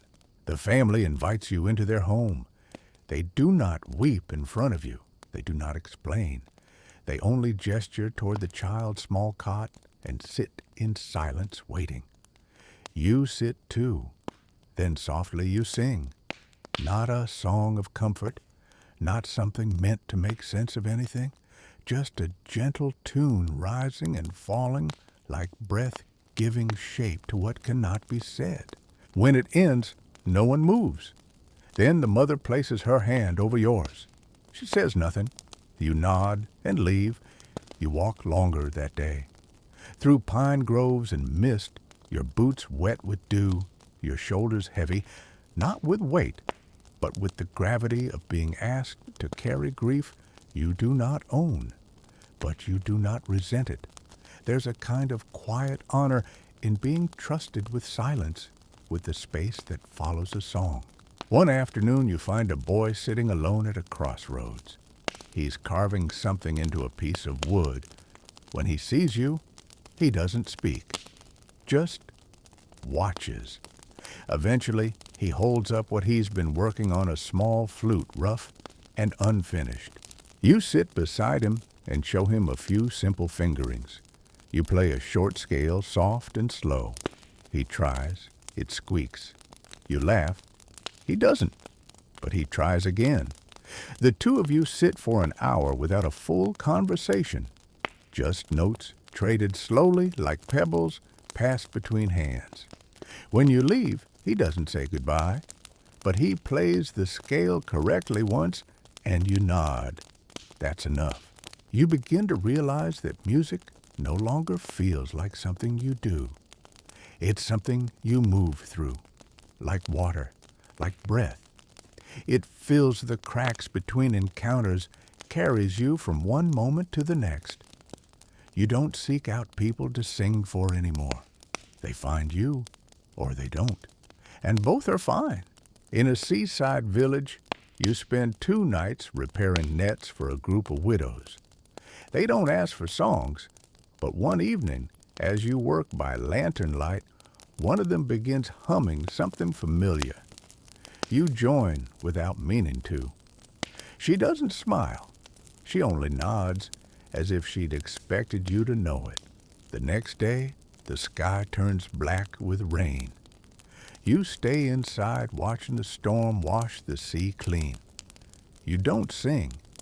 You just listen to the wind whistle through the shutter gaps, and it sounds like a flute left hanging in a tree. When the storm breaks, you walk to the cliffs. The waves crash below loud enough to drown thought. You yell into them, not words, just sound, just voice, a release, a kind of hymn for no one but yourself. The sea takes it without answer, and still you feel lighter walking away. That night, in the dark of your room, you hum again. Not because you're asked, not because you need to, just because it's what comes naturally now, like breath before sleep. You dream of the hospital, not the walls, not the faces, but the music, the chanting in the distance, the clink of bowls, the soft shuffling of someone rising to sing, even when they barely had the strength to sit. You wake with the feeling that someone is singing beside you, though the room is empty, and you smile, because you know that in some part of the world, someone probably is. You walk with fewer questions now.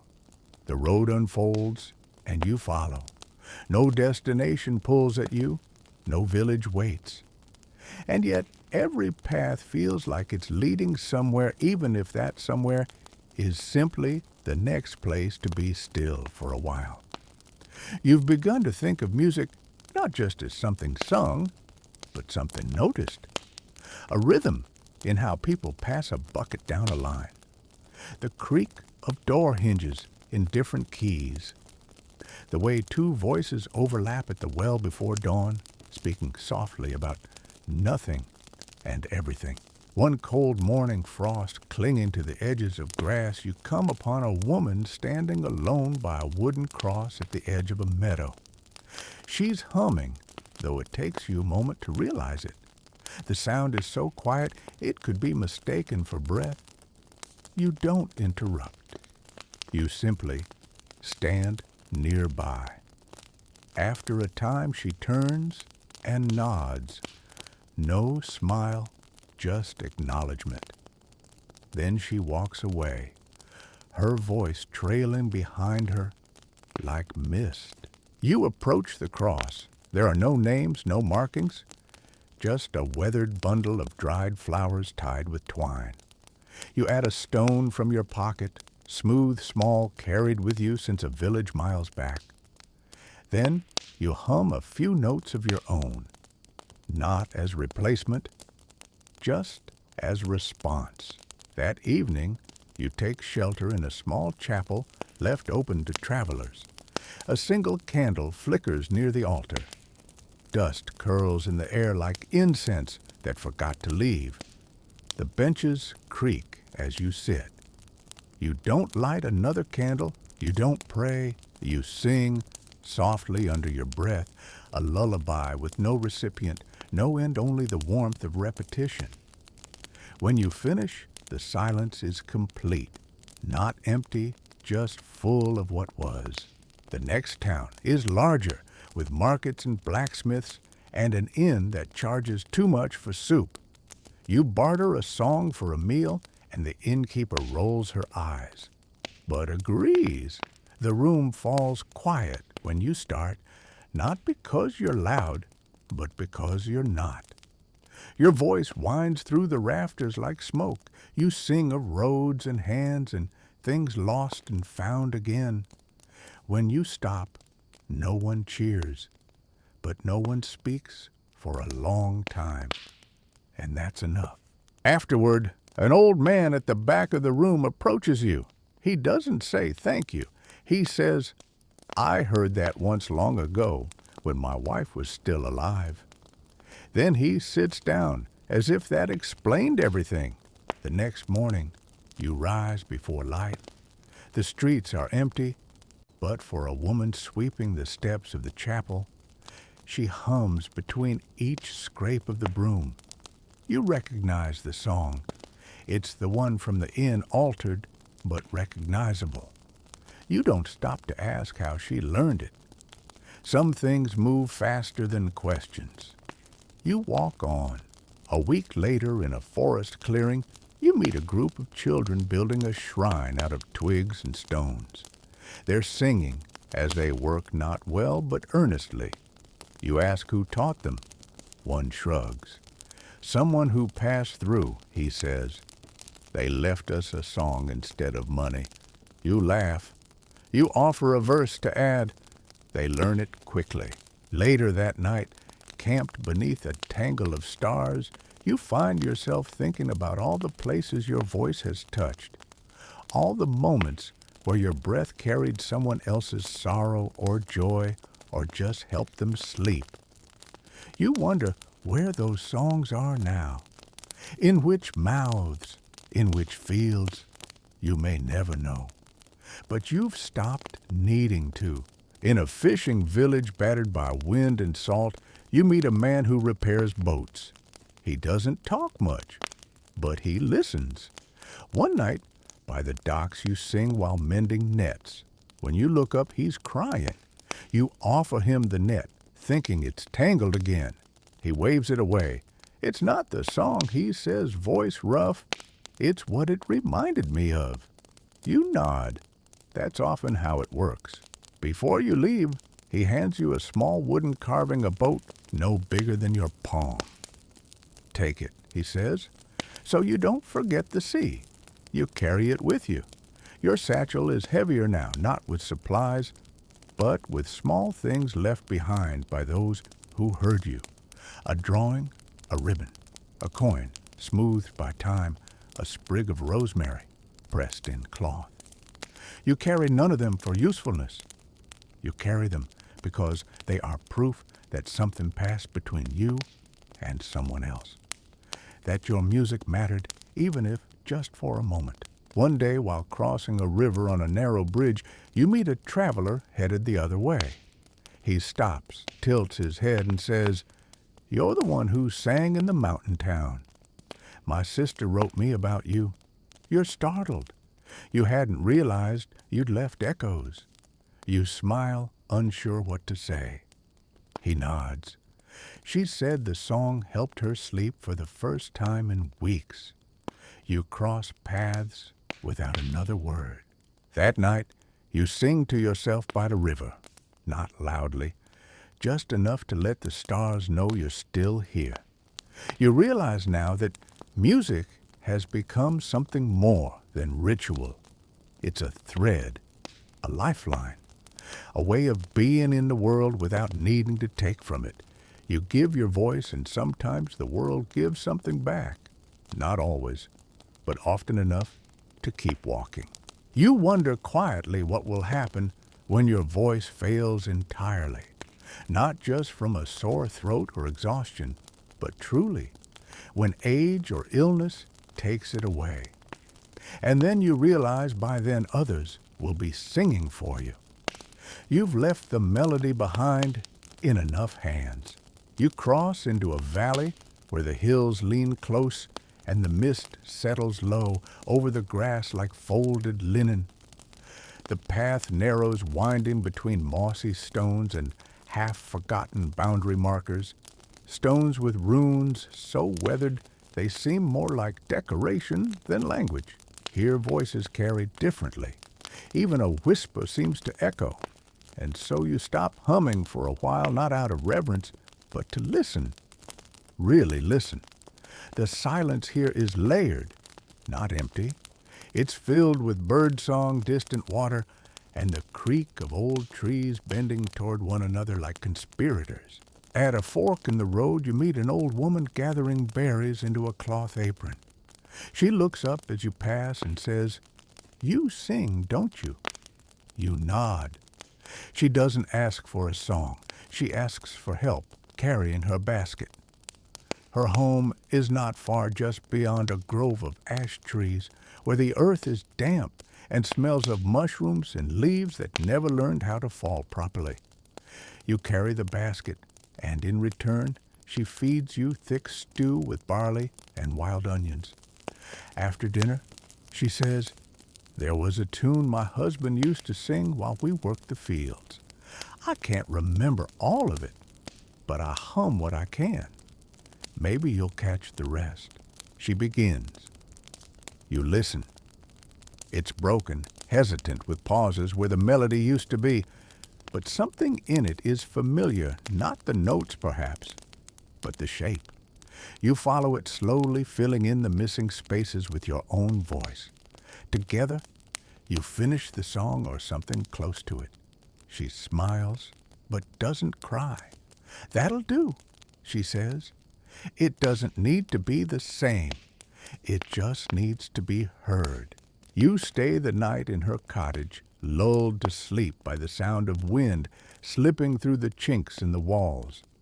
In the morning, she gives you a small bundle of dried herbs. For your voice, she says, though you suspect it's for your heart. You carry it in your satchel without question.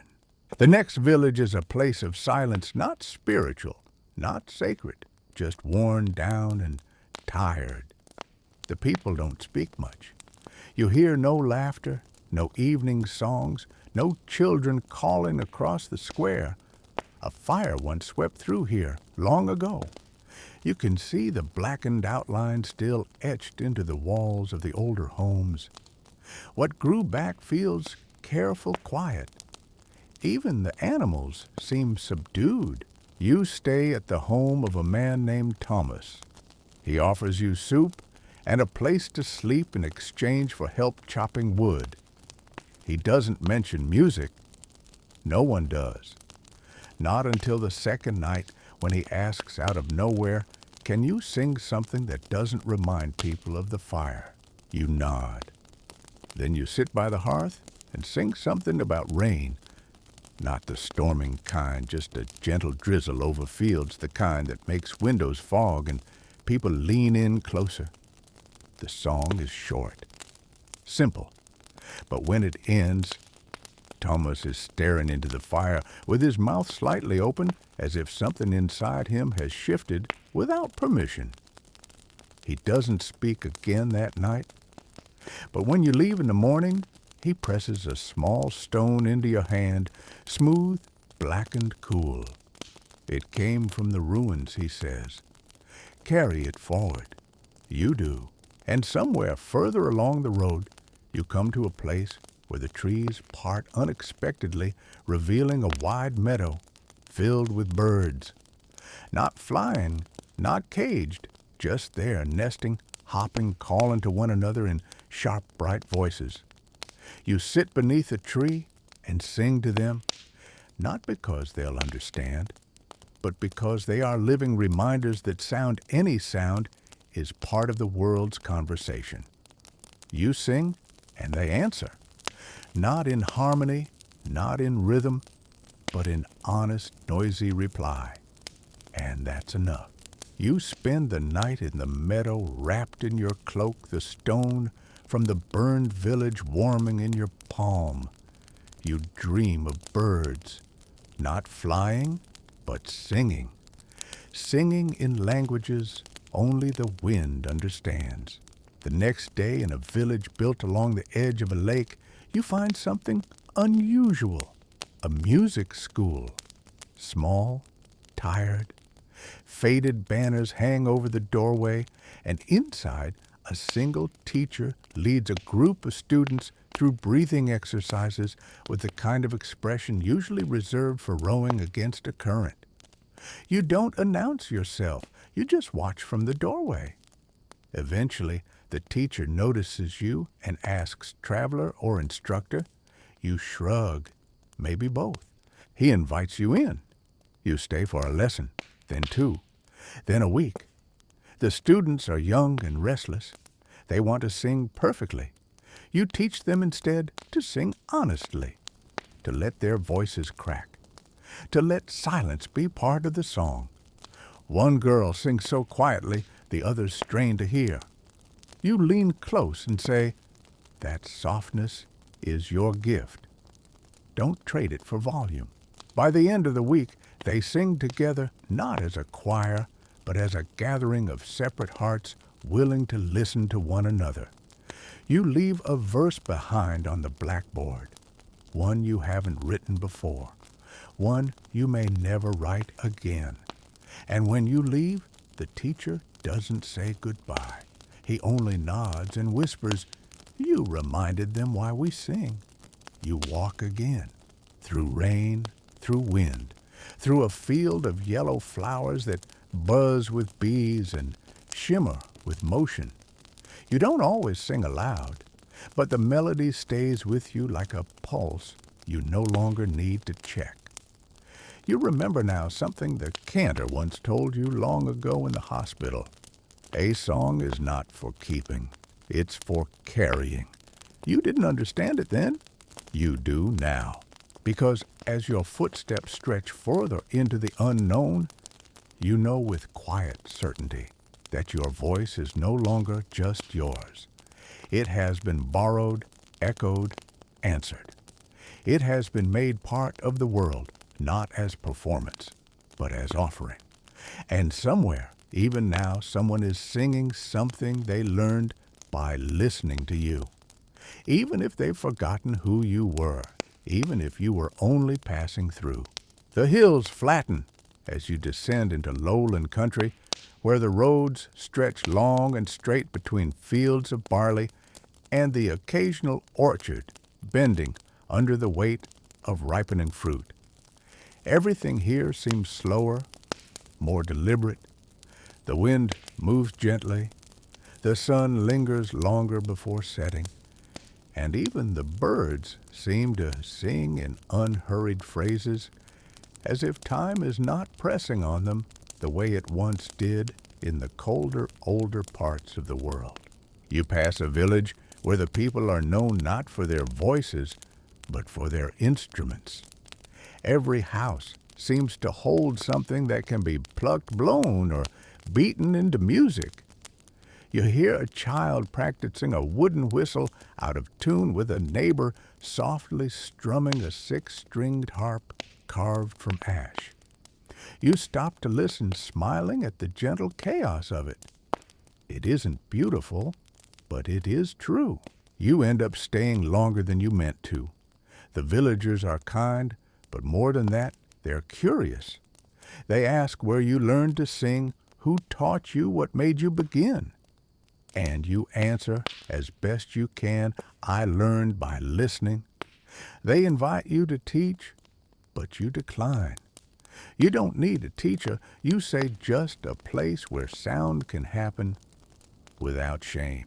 One evening, as the sun slips down behind the hills, the entire village gathers in the central field for their seasonal music night. It's not a performance. It's a potluck of sound.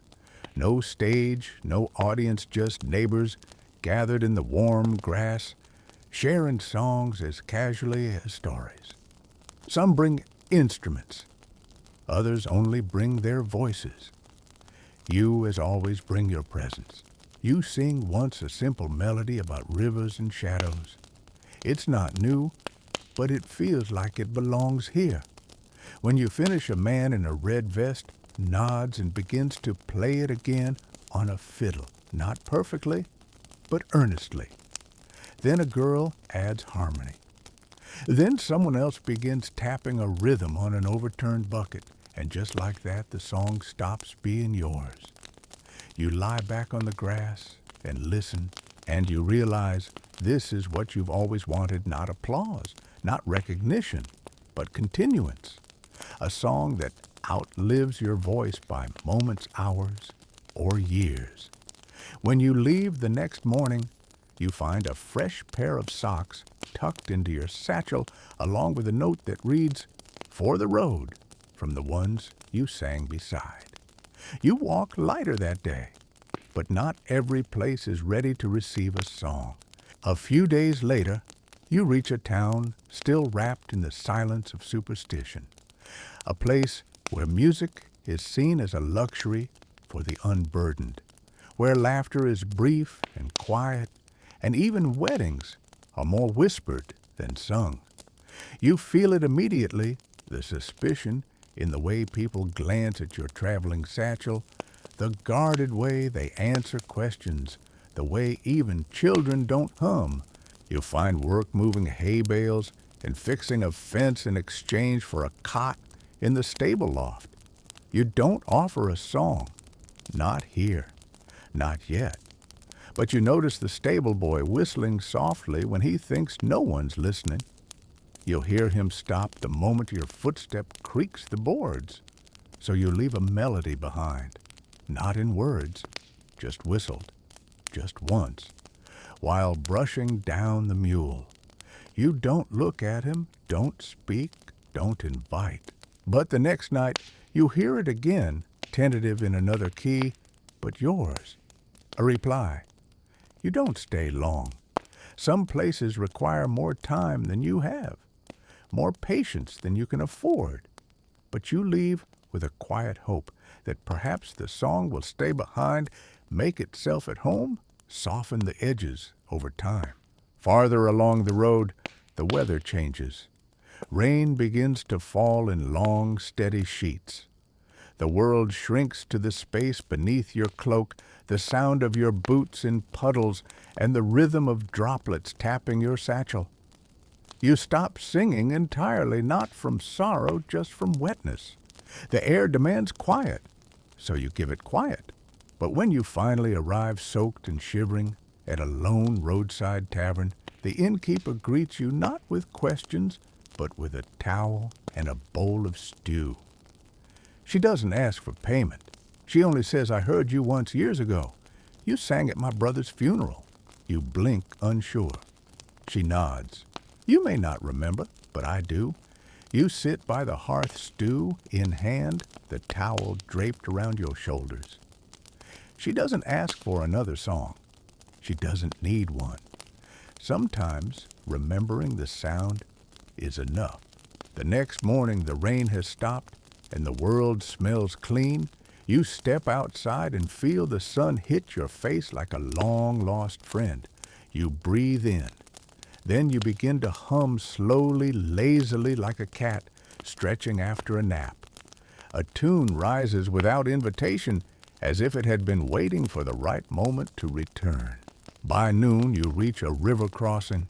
There's a ferryman waiting dozing with his feet up, a hat pulled low. You call out, and he jolts awake. Got a song, he asks, rubbing sleep from his eyes. You chuckle and say, "I have one for the water." And you sing something fluid, soft, made of curves and echoes. He listens with eyes half-lidded, then ferries you across without another word. As you drift, the current carries your voice behind you. You wonder how long it will take to fade. Not far from there, you find a small boy building a sculpture from sticks and string by the roadside. He's humming a tune you taught weeks ago, 3 villages back. You don't interrupt. You don't correct him. He's changed it, made it stranger. Better, maybe. You pass him in silence, smile faintly, and keep walking. And then you understand something simple and profound. The music was never about you. It was about what moved through you, what you passed on, what you left behind, what others now carry even when they don't know your name. You begin to notice how the land itself changes tune. In the north, the wind had a sharp whistle, high-pitched and dry. In the valleys, it hummed low like a cello, slow and resonant. But here, where the fields stretch flat and golden and the road runs like a seam between stitched farmland, The wind sings in harmony with the grass. It's a soft murmur, a rustle that rises when you pause to listen.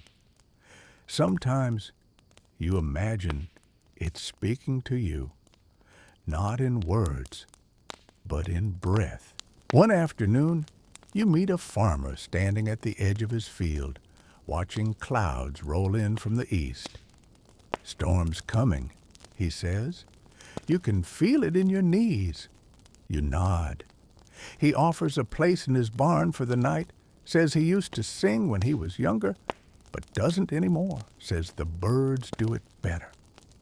Still later that evening, you hear him humming to the cows as he moves through the stalls, a low, gravelly lullaby that seems to come from somewhere deep in the bones.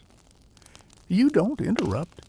You just listen from the loft head resting on your satchel, the straw creaking softly beneath you. The next day brings rain, not violent, but steady. It slicks the roads and paints the world in reflections. You walk slowly, letting your boots squelch in the mud, letting your voice rise now and then in short verses, just enough to feel like you're not the only one out here, and you're not. You pass a traveling merchant huddled beneath a canvas tarp, her cart full of ribbon and candles and iron pots. She doesn't smile when she sees you, but she nods in recognition. You share a wordless greeting, two wanderers carried by the same storm. You spend that night in an abandoned watchtower wall's damp roof, leaking slightly at the corners. You light no fire, but sing quietly to keep yourself company, letting the echo bounce softly around the stones. It's comforting how the space replies, how even silence here seems shaped by centuries of listening. You think of all the guards who once stood where you now sit, all the feet that once marched across these floors, all the breath held during sleepless nights. You wonder if they sang. You hope they did. In the morning, you descend into another village, this one surrounded by orchards where every breeze carries the sweet tang of apples and cider. The people are friendly but busy. It's harvest season. You lend a hand for a day carrying baskets and brushing wasps from ripened fruit. At the end of it, they invite you to sit beneath the largest tree in the grove and share a jug of something golden and sharp. A girl with dark hair asks if you know any songs about trees. You do. You sing one that compares leaves to the laughter of gods. They laugh at that. Bit dramatic, someone says, but they ask you to sing it again anyway. Later, as the sun sinks and the shadows stretch long, they ask where you're headed. You shrug. You haven't had a destination in weeks, maybe longer. They offer to let you stay, say there's always work during the harvest, but you decline not because you're ungrateful, but because you feel it again, the tug. The quiet invitation of the road ahead. You sleep in the barn that night, and before dawn, you're gone. You begin to carry less. You leave behind a spare cloak in a village where a boy has none. You give your extra boots to a woman whose shoes have worn through. The only thing you keep now is the bundle of herbs from the old woman, the carved boat from the dock worker, and a slip of paper with a single line of song written in charcoal. You've forgotten where it came from. You keep it anyway. Somewhere along a narrow, overgrown trail, you meet a man sitting by a broken cart. He looks up and says, "You're the singer, aren't you?" You pause. You don't remember him. He explains that he heard you once years ago in a crowded inn 2 towns south. You sang something about mountains, he says. My daughter remembered it for weeks. Then he adds, she died last spring. You sit beside him. You don't ask questions. You just sing the same mountain song, slowly, carefully. You don't rush the pauses. You let the air between the verses say what your voice can't. When you finish, he doesn't cry. He just nods. Once then gets to his feet and begins repairing the wheel. You help. That night, you don't sing. You let the quiet settle over you like a blanket, because grief isn't something you chase away. It's something you honor by being still beside it. In the next village, they ask you to sing for a festival. It's nothing grand, just lanterns, some dancing food with too much salt and too little spice. You agree, but only if everyone else sings too. They do, badly, joyfully off-key and loud. You lead for a while, then you stop. They don't notice. The music carries on without you, and it's beautiful. You spend one more night there beneath a canopy of lanterns swaying in the breeze light, flickering against your eyelids as you drift off to sleep. You dream of nothing. It's peaceful. And in the morning, when the road opens before you once again, you go. Not because you need to leave, but because you're part of the song now. And the song moves forward. You've stopped counting the days. You don't mark the seasons anymore, not in months or dates, but in the way the air smells when the leaves begin to crisp, or how your fingers stiffen a little more each morning. You've learned that time, like music, doesn't always move in straight lines. It loops, repeats, skips, slows. Some villages feel like minutes, some like years, and some, like the one you're walking toward now, feel like déjà vu before you've even arrived. The town is small, nestled in a dip between two low hills. Smoke curls from chimneys, but no one is outside. You pause at the edge, listening. No music, no chatter, only the sound of a wooden sign creaking in the wind. When you reach the square, you notice why a procession is forming. Mourning clothes, black ribbons, a casket borne by 4 men. You step aside respectfully. You're about to move on, but then you see the cantor, old, bent, walking behind the coffin with a bell in one hand and a piece of parchment in the other. His voice is thin, cracking, but determined. You can tell he's done this before, many times, perhaps too many. He notices you. Later, after the ceremony, he finds you sitting on a low stone wall outside the chapel. "I know you," he says, "or someone like you." You nod. He asks, "Do you still carry the old songs?" You answer some of them. He exhales. As if that's enough, he invites you in, not for prayer, for tea. The inside of the chapel is simple, no gold, no marble, just wood and candles. He pours you something warm and bitter, and together you sit by the fire as it crackles gently. He tells you he's the last cantor left in the region, that no one's learning the songs anymore, that he's tired. Then he asks, "Will you help me remember one you don't speak?" You simply hum the first few notes of a hymn you once heard in a hospital corridor. His eyes widen. He joins you. Together you rebuild the melody like a broken bridge, note by note, plank by plank. By the end, it isn't perfect, but it holds. You stay 2 days. He teaches you everything he can, scraps of melody, fragments of chance lyrics written in the margins of old psalters. You don't memorize them. You absorb them, like rain into cloth. On the 3rd morning, he presses a small book into your hands. The cover is cracked. The pages are fragile. "I was saving this for someone," he says. "I think you're enough of someone." You don't cry until after you've left the village. That night, you sing by a stream under a canopy of stars. Not to anyone, just because the words need somewhere to go. You imagine them floating downstream, winding through reeds, brushing the feet of deer as they drink. The next day you reach a town that's celebrating a birth. Banners flap in the breeze. Children race between stalls. A woman in a red dress is handing out tiny cakes shaped like birds. You're handed one without question. You eat it slowly, savoring the almond taste. Someone is playing a fiddle badly, but no one minds. You find yourself laughing out loud for the first time in days. The laughter is uninvited, full-bellied, cracked in all the right places. Someone hears and asks you to sing.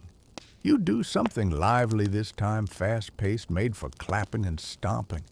You don't remember where you learned it. The children join first, then the parents, then even the elderly shuffle closer. It becomes a dance, then a blur, then memory. The next morning, your feet ache in the best possible way. You're given a bag of dried fruit and a thank you kiss on the cheek by an old woman who says your voice is better than a blessing. You carry her words with you. In the forest that follows, everything feels slower again. The trees close in the light, dims, and the world narrows to your breath and footsteps.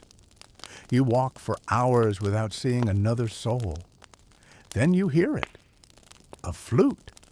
Not professional, not polished, but confident. You follow the sound until you find a girl sitting cross-legged on a log, playing with her eyes closed. She doesn't stop when you approach. When she finishes, she opens one eye and says, "You're late." You laugh. For what? For joining in, she says, tossing you a second flute. It's rough, but functional. You sit, you play, no words, no introductions, just sound. When the sun sets, she vanishes into the trees like a note that ends just before the final chord. You never catch her name, but the flute stays in your pocket. That night, you play it once more before bed. It sounds different in your hand, slightly off, slightly yours. You don't try to fix it. You just let it speak. You're beginning to sense the landscape shifting again, not in color or height, but in atmosphere. The wind grows softer, the clouds less dramatic. There are no dramatic cliffs or haunted ruins, now only gentle fields that stretch out like a sigh. It feels like the world is slowing down to meet your pace. Or perhaps you've finally learned how to move at the pace of the world. You find yourself in a village that wasn't on any map. Not because it's hidden or magical, but because it's quiet. Forgettable in the best way. It sits beside a small lake where ducks drift in lazy circles, and every path seems to lead nowhere in particular. No one seems surprised to see you, nor especially interested. They greet you the way you greet a soft breeze, pleasant, familiar, but not worth interrupting your chores for. You rent a room in a house that smells of flour and old wood. The woman who owns it says little, but leaves fresh bread at your door each morning. You spend your days walking the edge of the lake and your nights sitting on the porch, playing the flute you were given in the forest. You don't try to be heard. You don't try to impress. You just play. A boy begins to sit nearby in the evenings.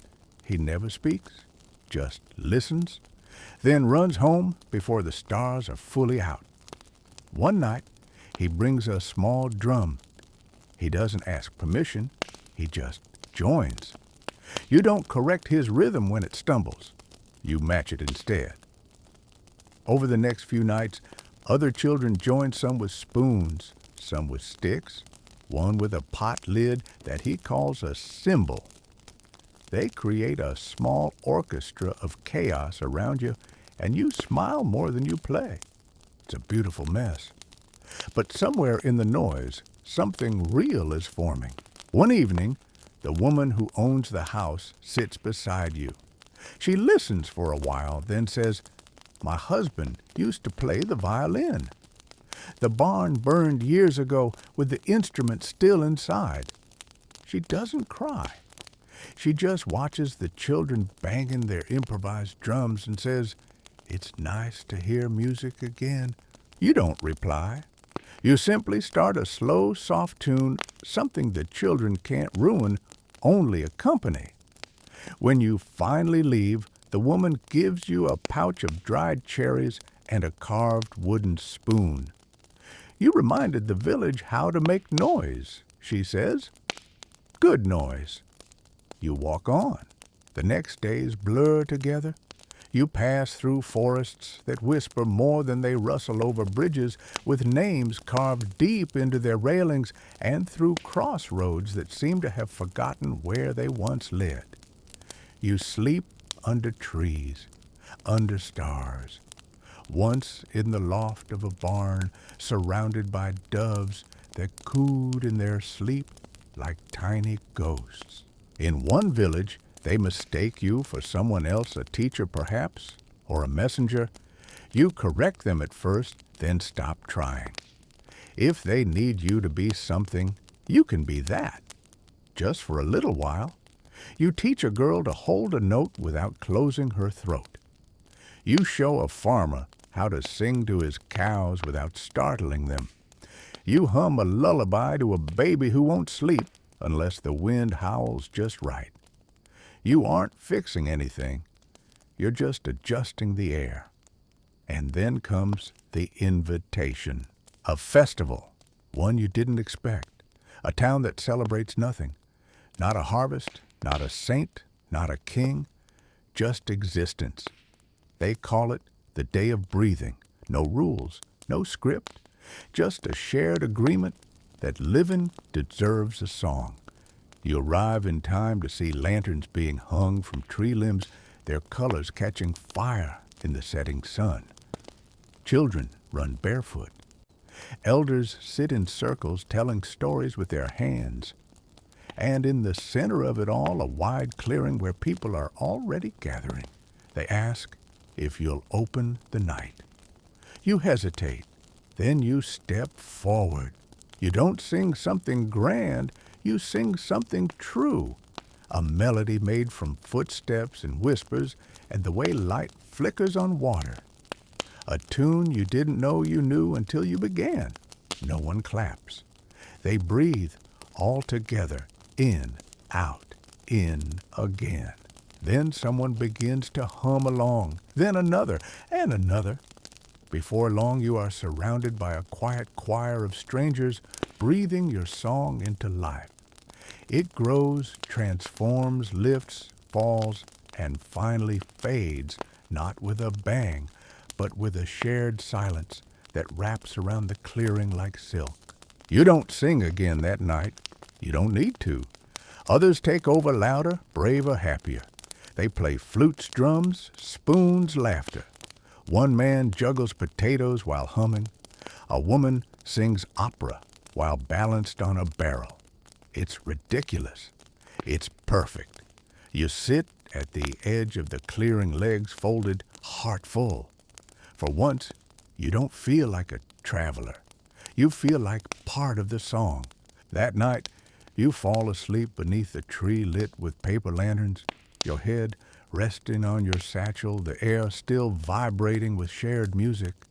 And just before sleep takes you, you think, maybe this is what it's all been leading to, not fame, not answers, but belonging, even if only for a night. The morning after the festival, the clearing is quiet, not silent, but satisfied. The grass is still pressed down where people danced barefoot, and bits of ribbon hang from tree branches, fluttering like memories. You rise slowly, brushing leaves from your cloak, and take one last look at the field before stepping back onto the path. No one says goodbye. No one needs to. You were never truly a guest here. You were a note in a longer melody, and now that verse has simply ended. You walk lighter, not faster, not with more purpose, just lighter. as if your steps are being carried by all the voices that once joined yours. The road ahead is gentle. It curves through soft hills where wildflowers tilt toward the sun and bees weave lazy patterns in the air. You hum as you walk, and the world doesn't echo, it responds. A rustle of grass, a call of a bird, the whisper of something unseen just beneath the soil. You're no longer singing into the world. You're singing with it. In the next town, you arrive to find preparations underway for a wedding. There's fabric draped over fences, cakes being stacked with slightly trembling hands, and an uncle arguing about chairs. You try to stay out of the way, but a woman spots the instrument case slung over your shoulder and asks, "Do you take requests?" You smile. Depends on the mood. They ask if you'll sing at the ceremony, not because they know you, but because no one else wants to stand in front of a crowd. Just something light, they say. Not too sad, but not too cheerful either. Something with hope. You sing while the couple stands beneath a makeshift arch of vines and paper flowers. It's not your most polished performance.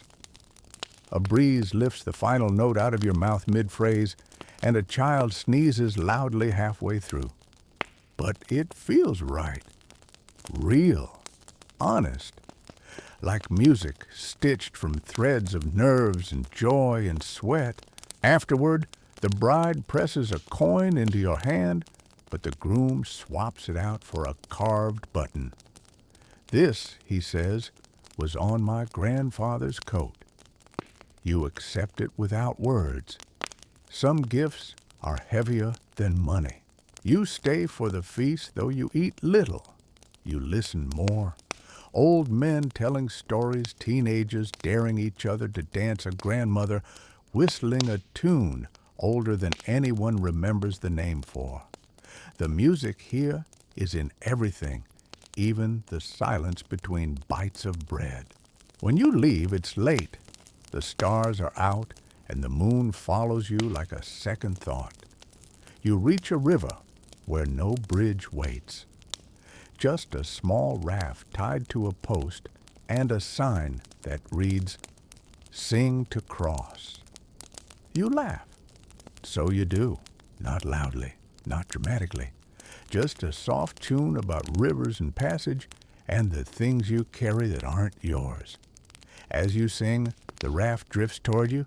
No oars, no ferryman. Just quiet obedience. You step on. It glides you across without a sound. On the far shore, you find an old man waiting. He doesn't introduce himself. He just says, "Most people shout or clap." You didn't. You shrug. The raft didn't seem like it needed convincing.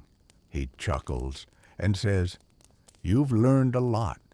You don't know if he means music or life, but you nod anyway.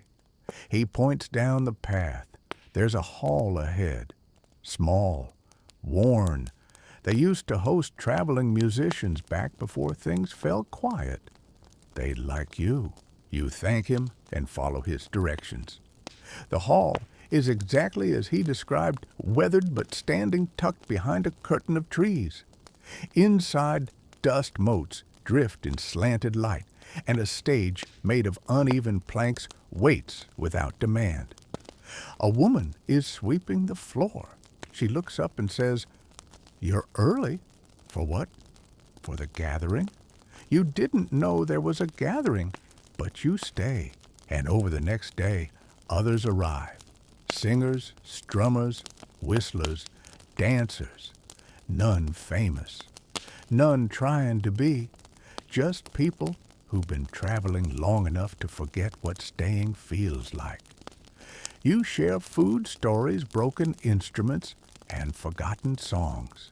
That night, there's no concert, just sharing. One voice at a time, then two, then five. A rhythm builds, not rehearsed, not performed, just happening. You close your eyes and feel the air thicken with sound, with presence, with something that feels ancient and newborn at once. And as you sing softly just enough to be heard by the ones closest, you realize you're no longer the only one carrying the melody. It's been passed, picked up, rewoven. It lives in them now too. And so you let it go. You listen more than you sing. You hum in harmony. You laugh when the notes stumble. And you rest. For once, truly rest. By the time you leave the hall, you're not quite sure how many days have passed. It could be 3. It could be 10. There's a sweetness to that uncertainty, like waking up from a good nap without needing to check the clock. The others drift out too in ones and twos with quiet goodbyes that don't feel final. You don't exchange names. You exchange songs. A few chords, a turn of phrase, a whistle that bends just right at the end. That's enough. You walk with music stitched into your stride, now not loud or obvious, but embedded in the way your boots touch earth and your breath matches the trees. There's nothing to prove. You're not searching anymore. You're simply being. And somehow that feels like more than enough.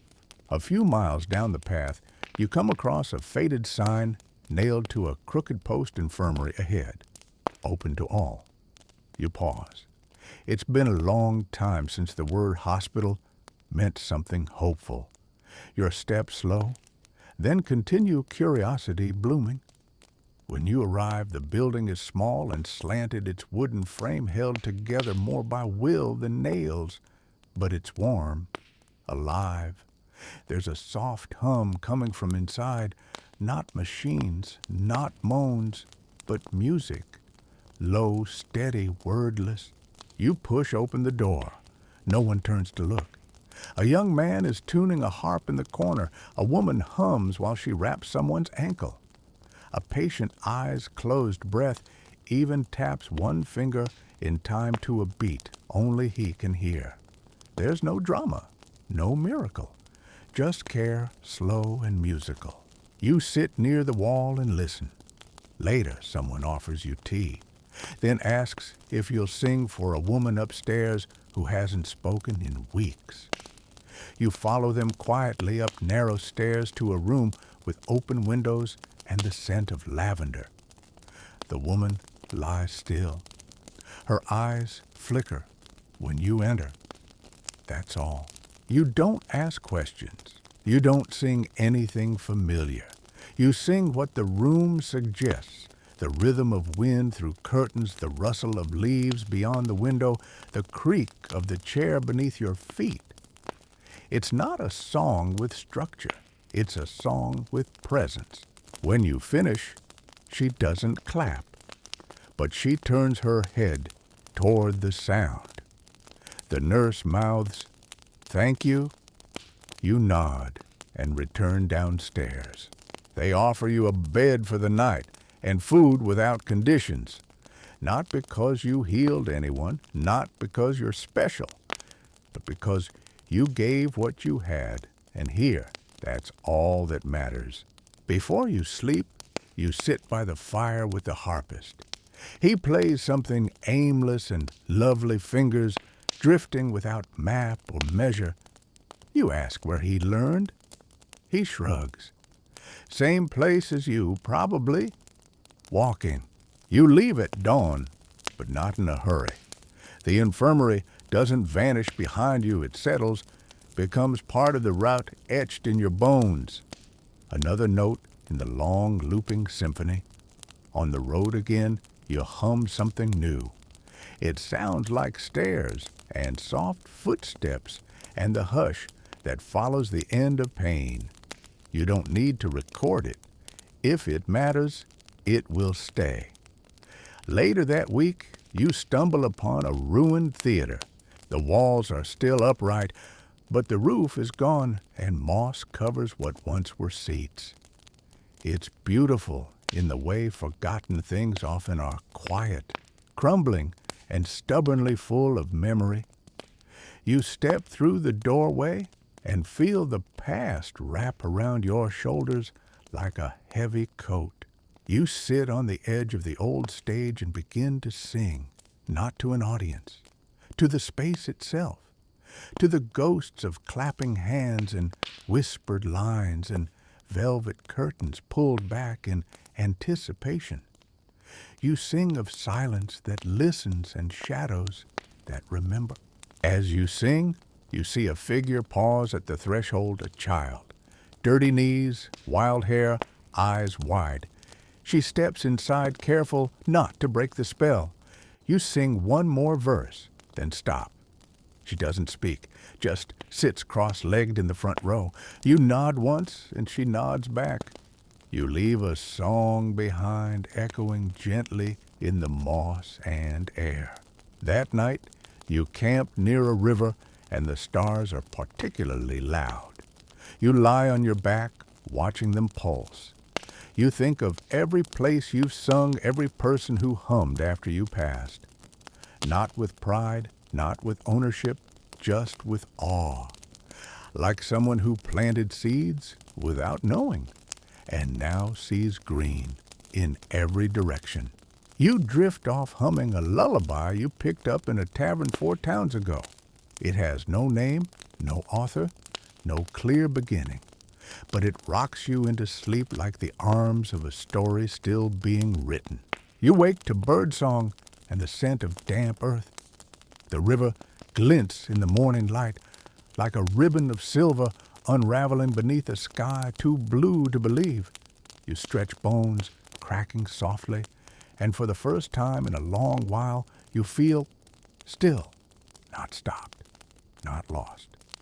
Just still, like a note held at the end of a verse before the next line begins. You walk slowly that morning, the grass brushing your knees, your steps syncing with the rhythms of the day.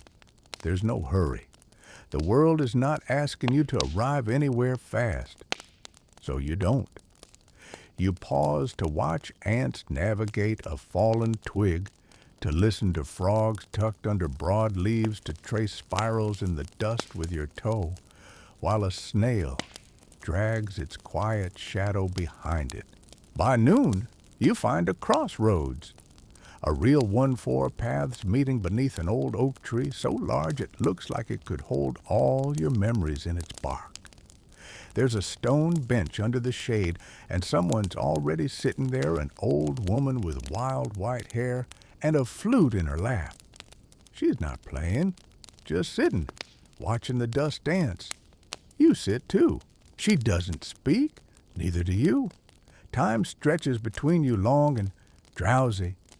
Eventually she lifts the flute and plays a tune that sounds like rain in a dry place, gentle, needed, ancient.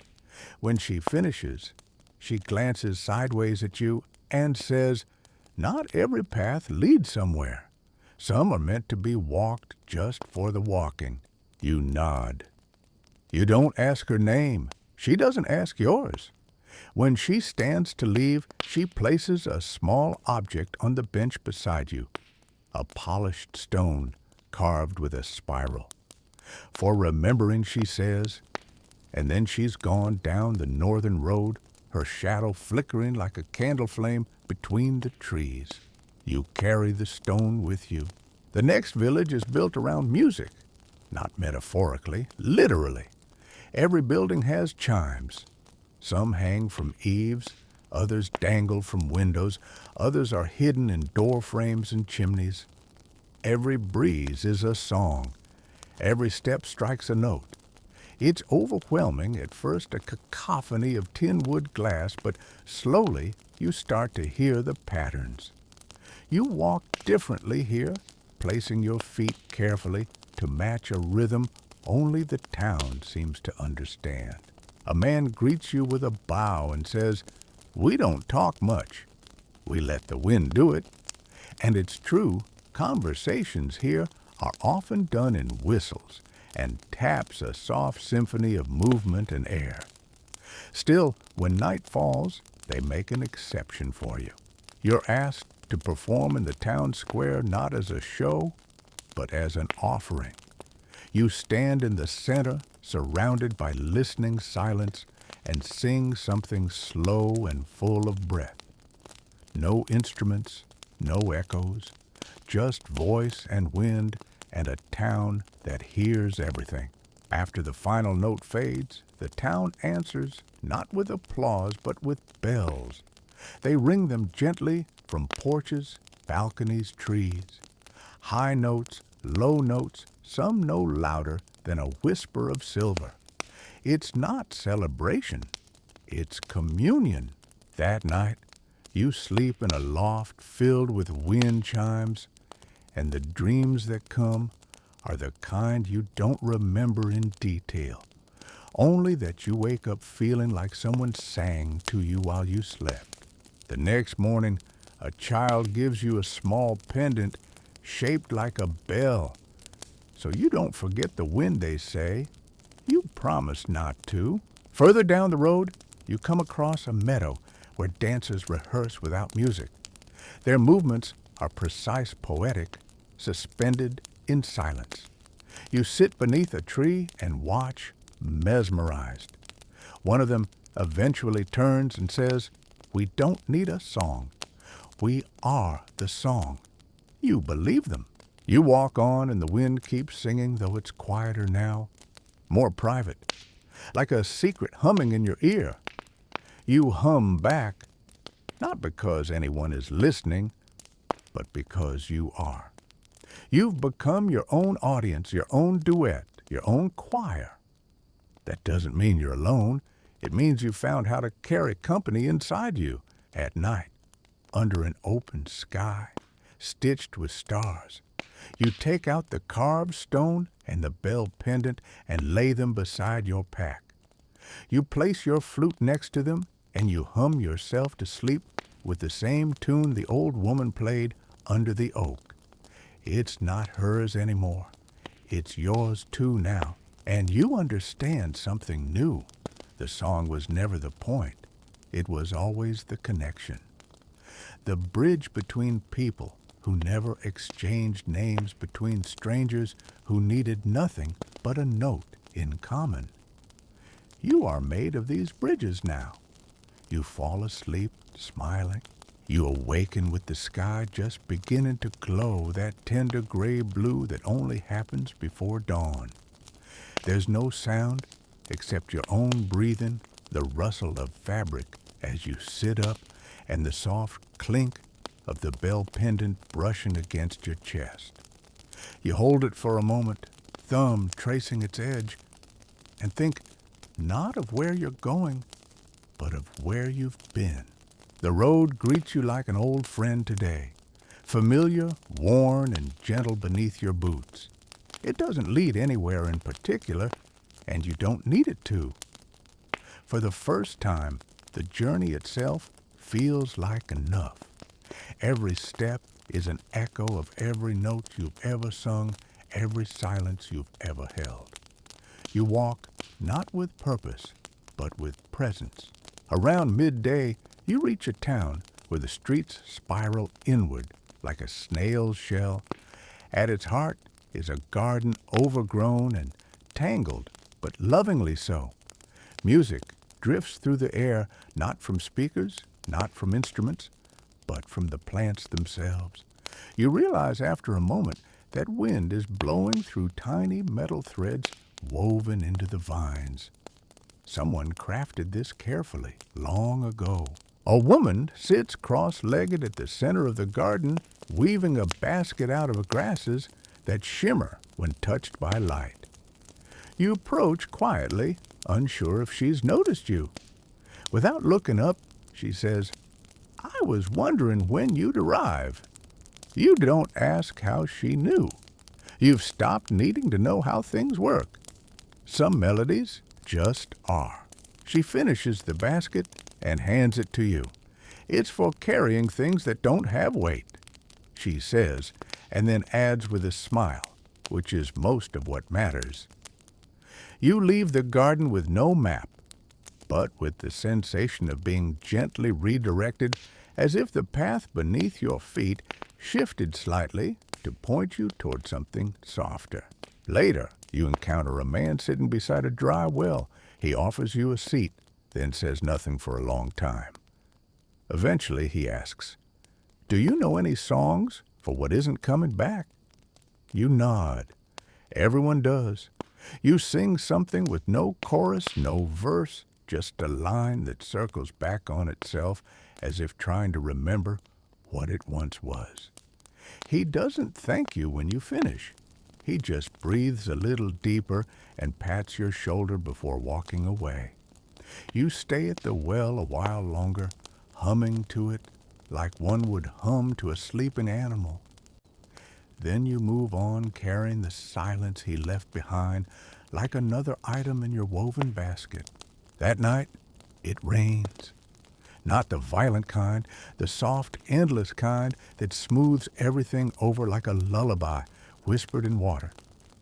You find shelter under the eaves of an abandoned schoolhouse, its chalkboard still bearing faded equations and misspelled names. You don't mind. You lie back listening to the rain's rhythm on the roof. A storm is a song, too, if you let it be. As you drift toward sleep, you think about all the places you've left music behind, not as performances, as footprints, as sighs, as gifts. The thought isn't sad, it's grounding. You realize that most of your songs never ended. They're probably still echoing somewhere in a crumbling theater, a wind chime village, a child's drumming hands. The rain continues through the night. You sleep like someone who finally believes the world is holding them, not just letting them rest in it.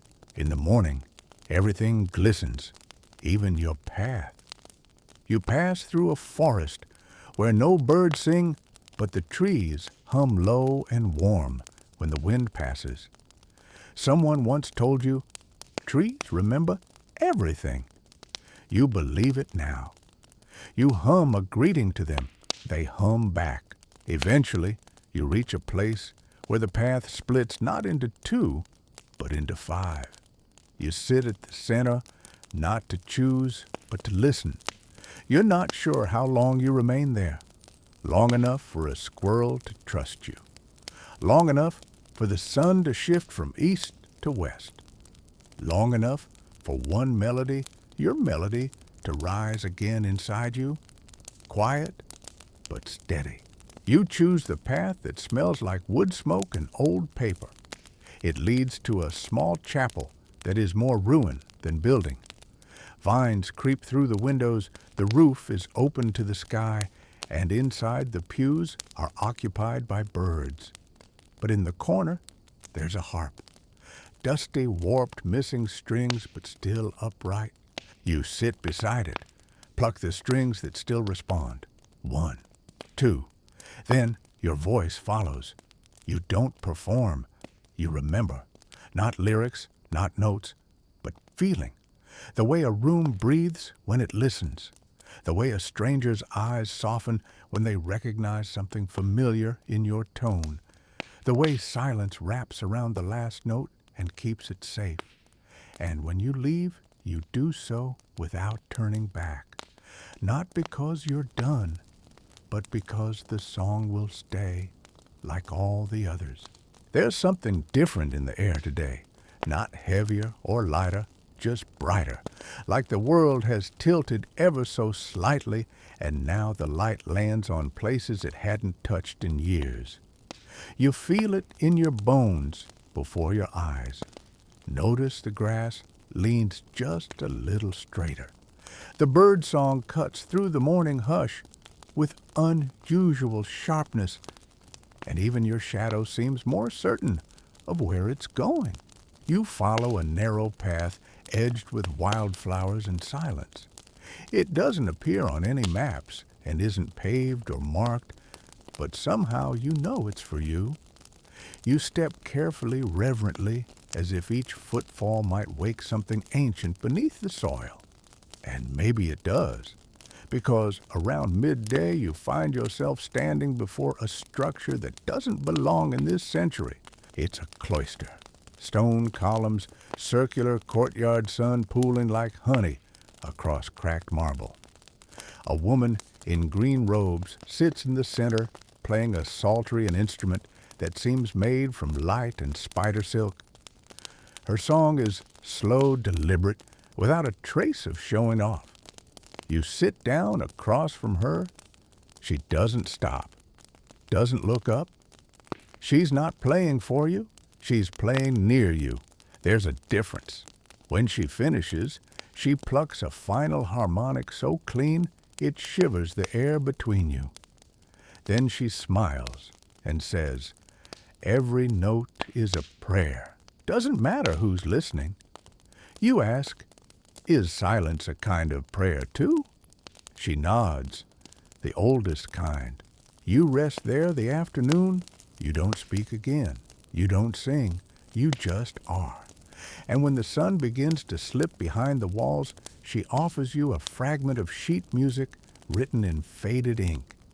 It's only 3 notes circled and annotated with a single word, begin. You tuck it into your woven basket. That night, you reach the outskirts of another town, but something holds you back from entering. You stop on a hill overlooking it and make camp beneath a tree that leans like it's eavesdropping on the houses below. You sit quietly, eyes scanning flickering windows and candlelight shadows. And then you hear it. A voice, far off key, imperfect and beautiful for it. Someone is singing not to impress or to soothe or to remember, but simply because they must. The sound reaches you in fragments carried by wind and distance. It's not your melody, but it could have been. It shares the same shape, the same ache. You hum along, quietly, just for a moment, then stop, not wanting to interfere. Some songs are meant to be sung alone. When you wake the next morning, dew blankets everything. The road is slick, the trees drip softly, and your breath hangs briefly in the air like a lyric undecided about where it belongs. You pass into the town, but no one notices. It's too early. Shops shuttered, dogs stretching in alleyways, the town itself yawning into consciousness. You leave a note in the square, not words, just a small pile of stones arranged in the pattern of the melody you heard last night. A tiny offering, an echo for the stranger. As the day unfolds, you arrive at a library unlike any you've seen. Not grand, not quiet. No librarians hushing people here, just tables filled with books that sing. Truly sing. Not aloud, not in sound, but in the way you feel as your fingers graze their spines. Each title pulses faintly, humming a frequency only your memory can hear. One book opens to a page you never meant to read. It tells a story not of a hero, but of a healer who never saved anyone, but made pain bearable just long enough. You read it twice. Then copy the last sentence into your own notebook. We don't carry people out of the dark. We sit with them until their eyes adjust. You spend hours there. When you leave the librarian, an old man with a voice like gravel and velvet hands you a single bookmark made of stitched cloth. On it, a stitched treble clef, and the words, "Remember what listens, not what speaks." You thank him and walk on. By now, the road feels less like something beneath you and more like something with you, a companion humming just under the soles of your feet. You match its rhythm. You speak less. You think more. Not in questions or worries, in music. And then, as sunset breaks across the hills like a chorus of golden breath, you come upon an inn nestled between nothing and nowhere. The sign swings gently. Inside the walls are cluttered with instruments, none of them matching, none of them perfect, but all of them clearly played, loved. A woman greets you with a nod. We don't trade coin here, she says. We trade memories. You offer a song. She nods again. That'll do. You sing in the corner as others gather, not to be heard, but to be felt. You sing about roads and raindrops and books that hum, about gardens with metal vines and cloisters that remember silence, and when you're done, no one claps. One man weeps softly into his cup. Another sets down a bundle of sticks like an offering. The fire crackles in approval. You sleep there warm, full not of food or rest, but of something deeper, something old, something shared. You wake to warmth, not just from the fire now glowing low in its stone cradle, but from something slower, softer, like a lullaby, still echoing in your bones long after the last note has faded. The inn is quiet, but not asleep. Someone is sweeping. Someone else hums a line you recognize as your own. It's not perfect. That's what makes it beautiful. You rise, stretch, and pack your things with the practiced grace of someone who's done this many times before. The woman from the night before hands you a small paper package. Dried pears, she says, for sweetness on the next hill. Then, almost as an afterthought, she adds, you left something in your song last night. We all felt it. You want to ask what she means, but instead, you just nod. You're learning now some notes aren't meant to be chased. Just let them echo. Outside the world is blue with early light, the hills still dreaming. You begin walking, your feet know what to do. And even though your mind drifts, your body keeps the rhythm, the kind of knowing that happens only when you've done something 100 times without realizing it. Around midday, you find yourself on the edge of a bluff overlooking a vast plain. Below, there's a scattering of homes, their chimneys exhaling small trails of smoke. But what holds your attention is the sound, a low hum rising from the fields. Not voices, not machines, just tone, deep, gentle, alive.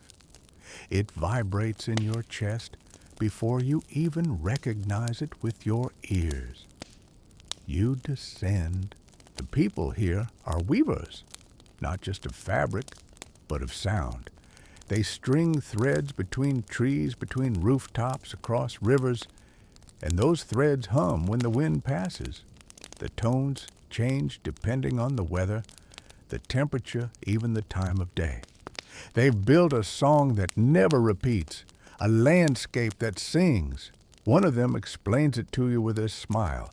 We don't write music, she says, we grow it. You spend the day helping repair a broken thread near the north end of the village.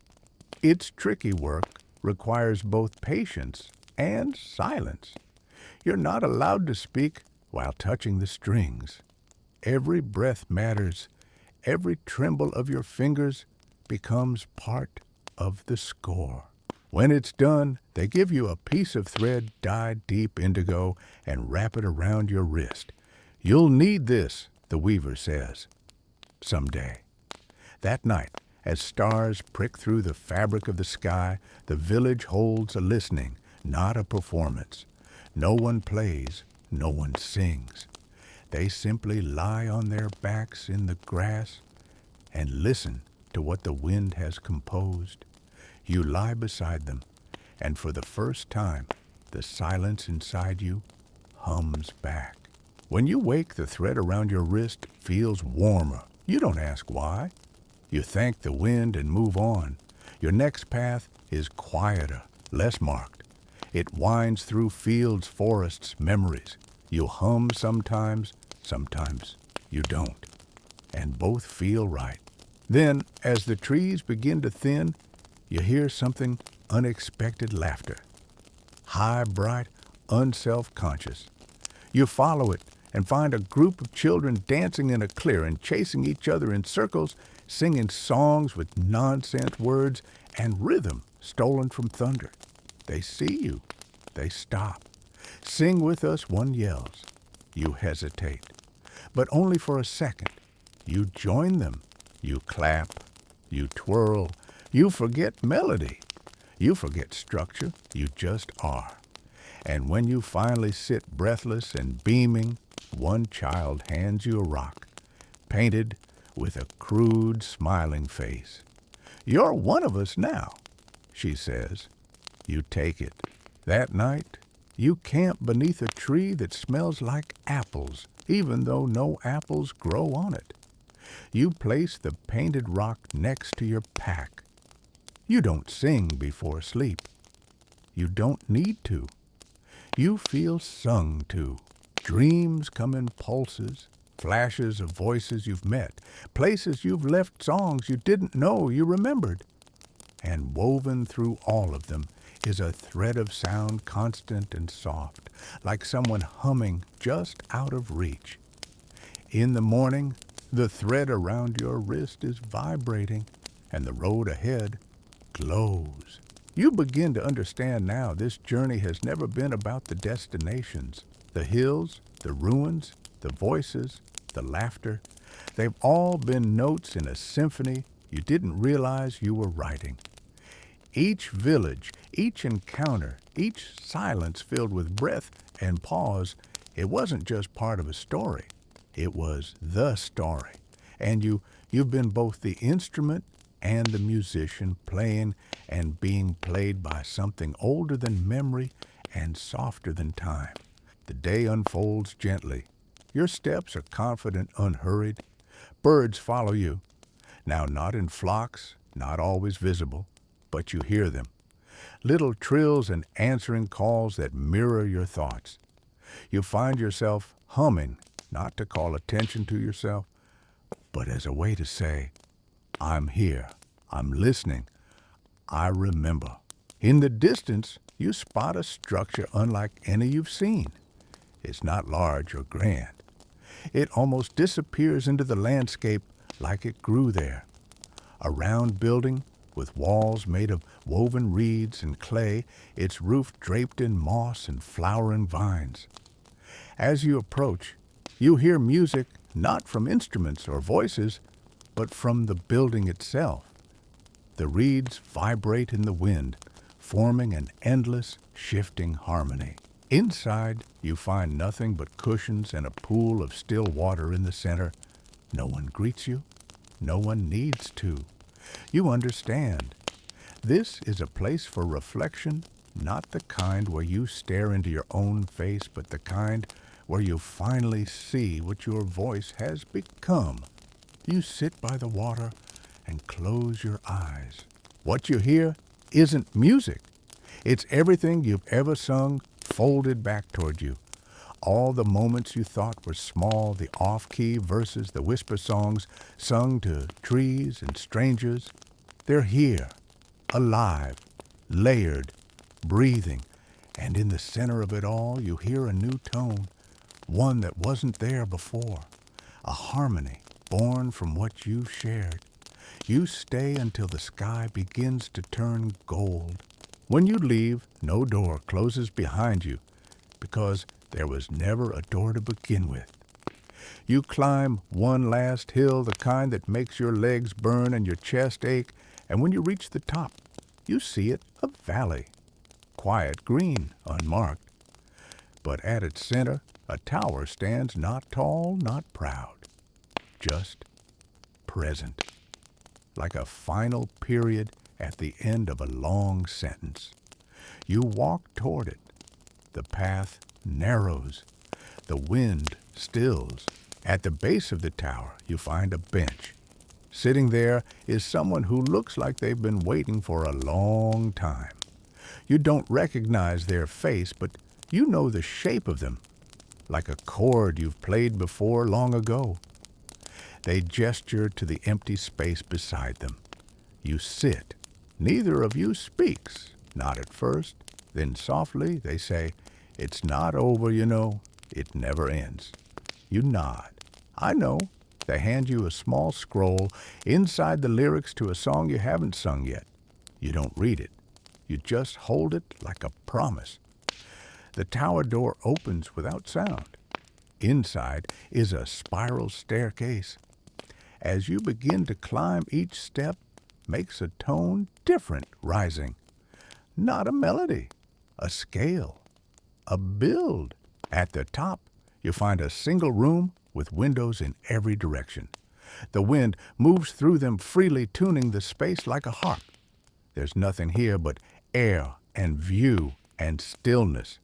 You stand in the center, and then you sing. Not to remember, not to perform. You sing because you can, because the room needs filling, because the road has led here not to end, but to resonate. Your voice is stronger now, worn in, stretched, full of color. The wind catches it and carries it outward over the valley, across rivers, through ruins and gardens and old cloisters and thread-strung trees. Somewhere, someone hears it and doesn't know where it came from, only that they feel less alone. When the final note fades, you sit and you listen, not for applause, just for the silence that follows something true. You don't descend the tower.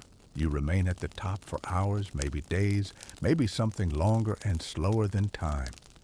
No clock ticks here, no bell chimes, just the wind passing through and your breath rising with it. You've sung your song, not for recognition, not for record, for release.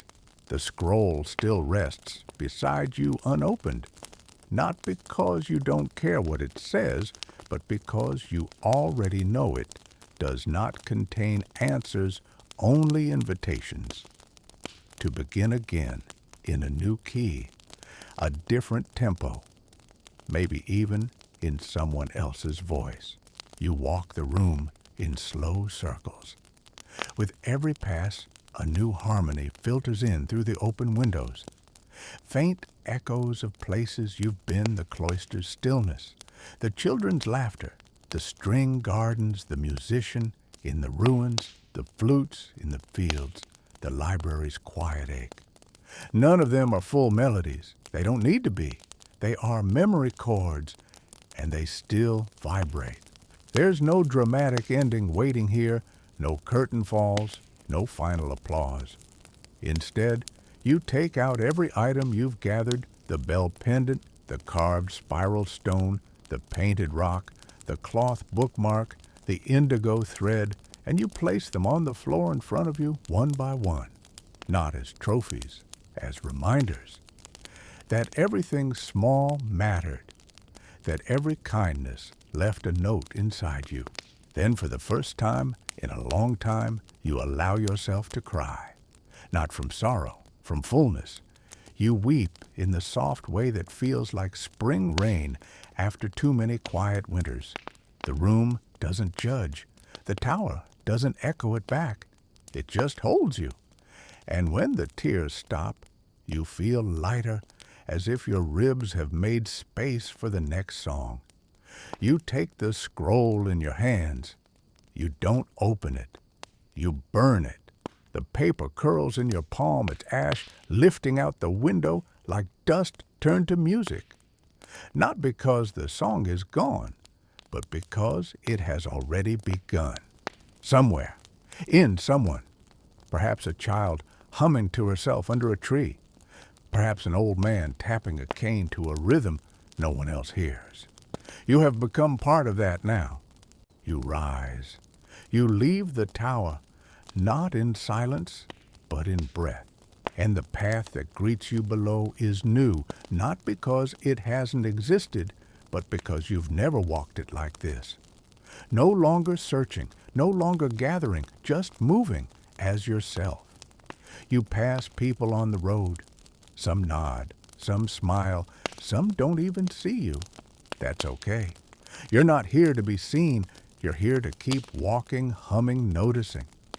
To leave music the way birds do, not asking if anyone will catch it, just offering it to the air. At sunset, you find yourself back where it started, near a chapel or a ruin or a hill. You don't even remember anymore, only that it feels familiar, like a held note finally released. You lie in the grass. You watch the stars come out slow and proud, like they've been listening this whole time. And you smile, because they have. And now it's night. Not the heavy kind, not frightening or vast, just a gentle, velvety dark that folds around you like a warm blanket stitched with stars and quiet memories. You lie still, but nothing is truly still. The grass shifts under your head. The earth breathes beneath your back. Even your heartbeat has found a rhythm slower than sleep, softer than silence. There is no need to go anywhere now. You've traveled far, not just in miles, but in meanings. Through the ruins and gardens, the songs and silences, the laughter and lonely echoes. And you never walked alone. Not really. The world walked with you, listened with you, answered in wind and stone and strangers' smiles. You realize in this moment that the song you've been following wasn't waiting at the end of the road. It was the road. Every step you took, every note you left behind, every breath you shared, that was the melody. You never needed to find it. You only needed to notice you were already singing. So now, as your eyes begin to close and your breath grows slower, you can let go. You don't have to remember all the details. Let them blur. Let them soften. Let them become a single chord of warmth humming in your chest. You are not lost. You're not forgotten. You're a song still echoing in the heart of the world. That's the story for tonight. May your dreams be filled with wonder and peace.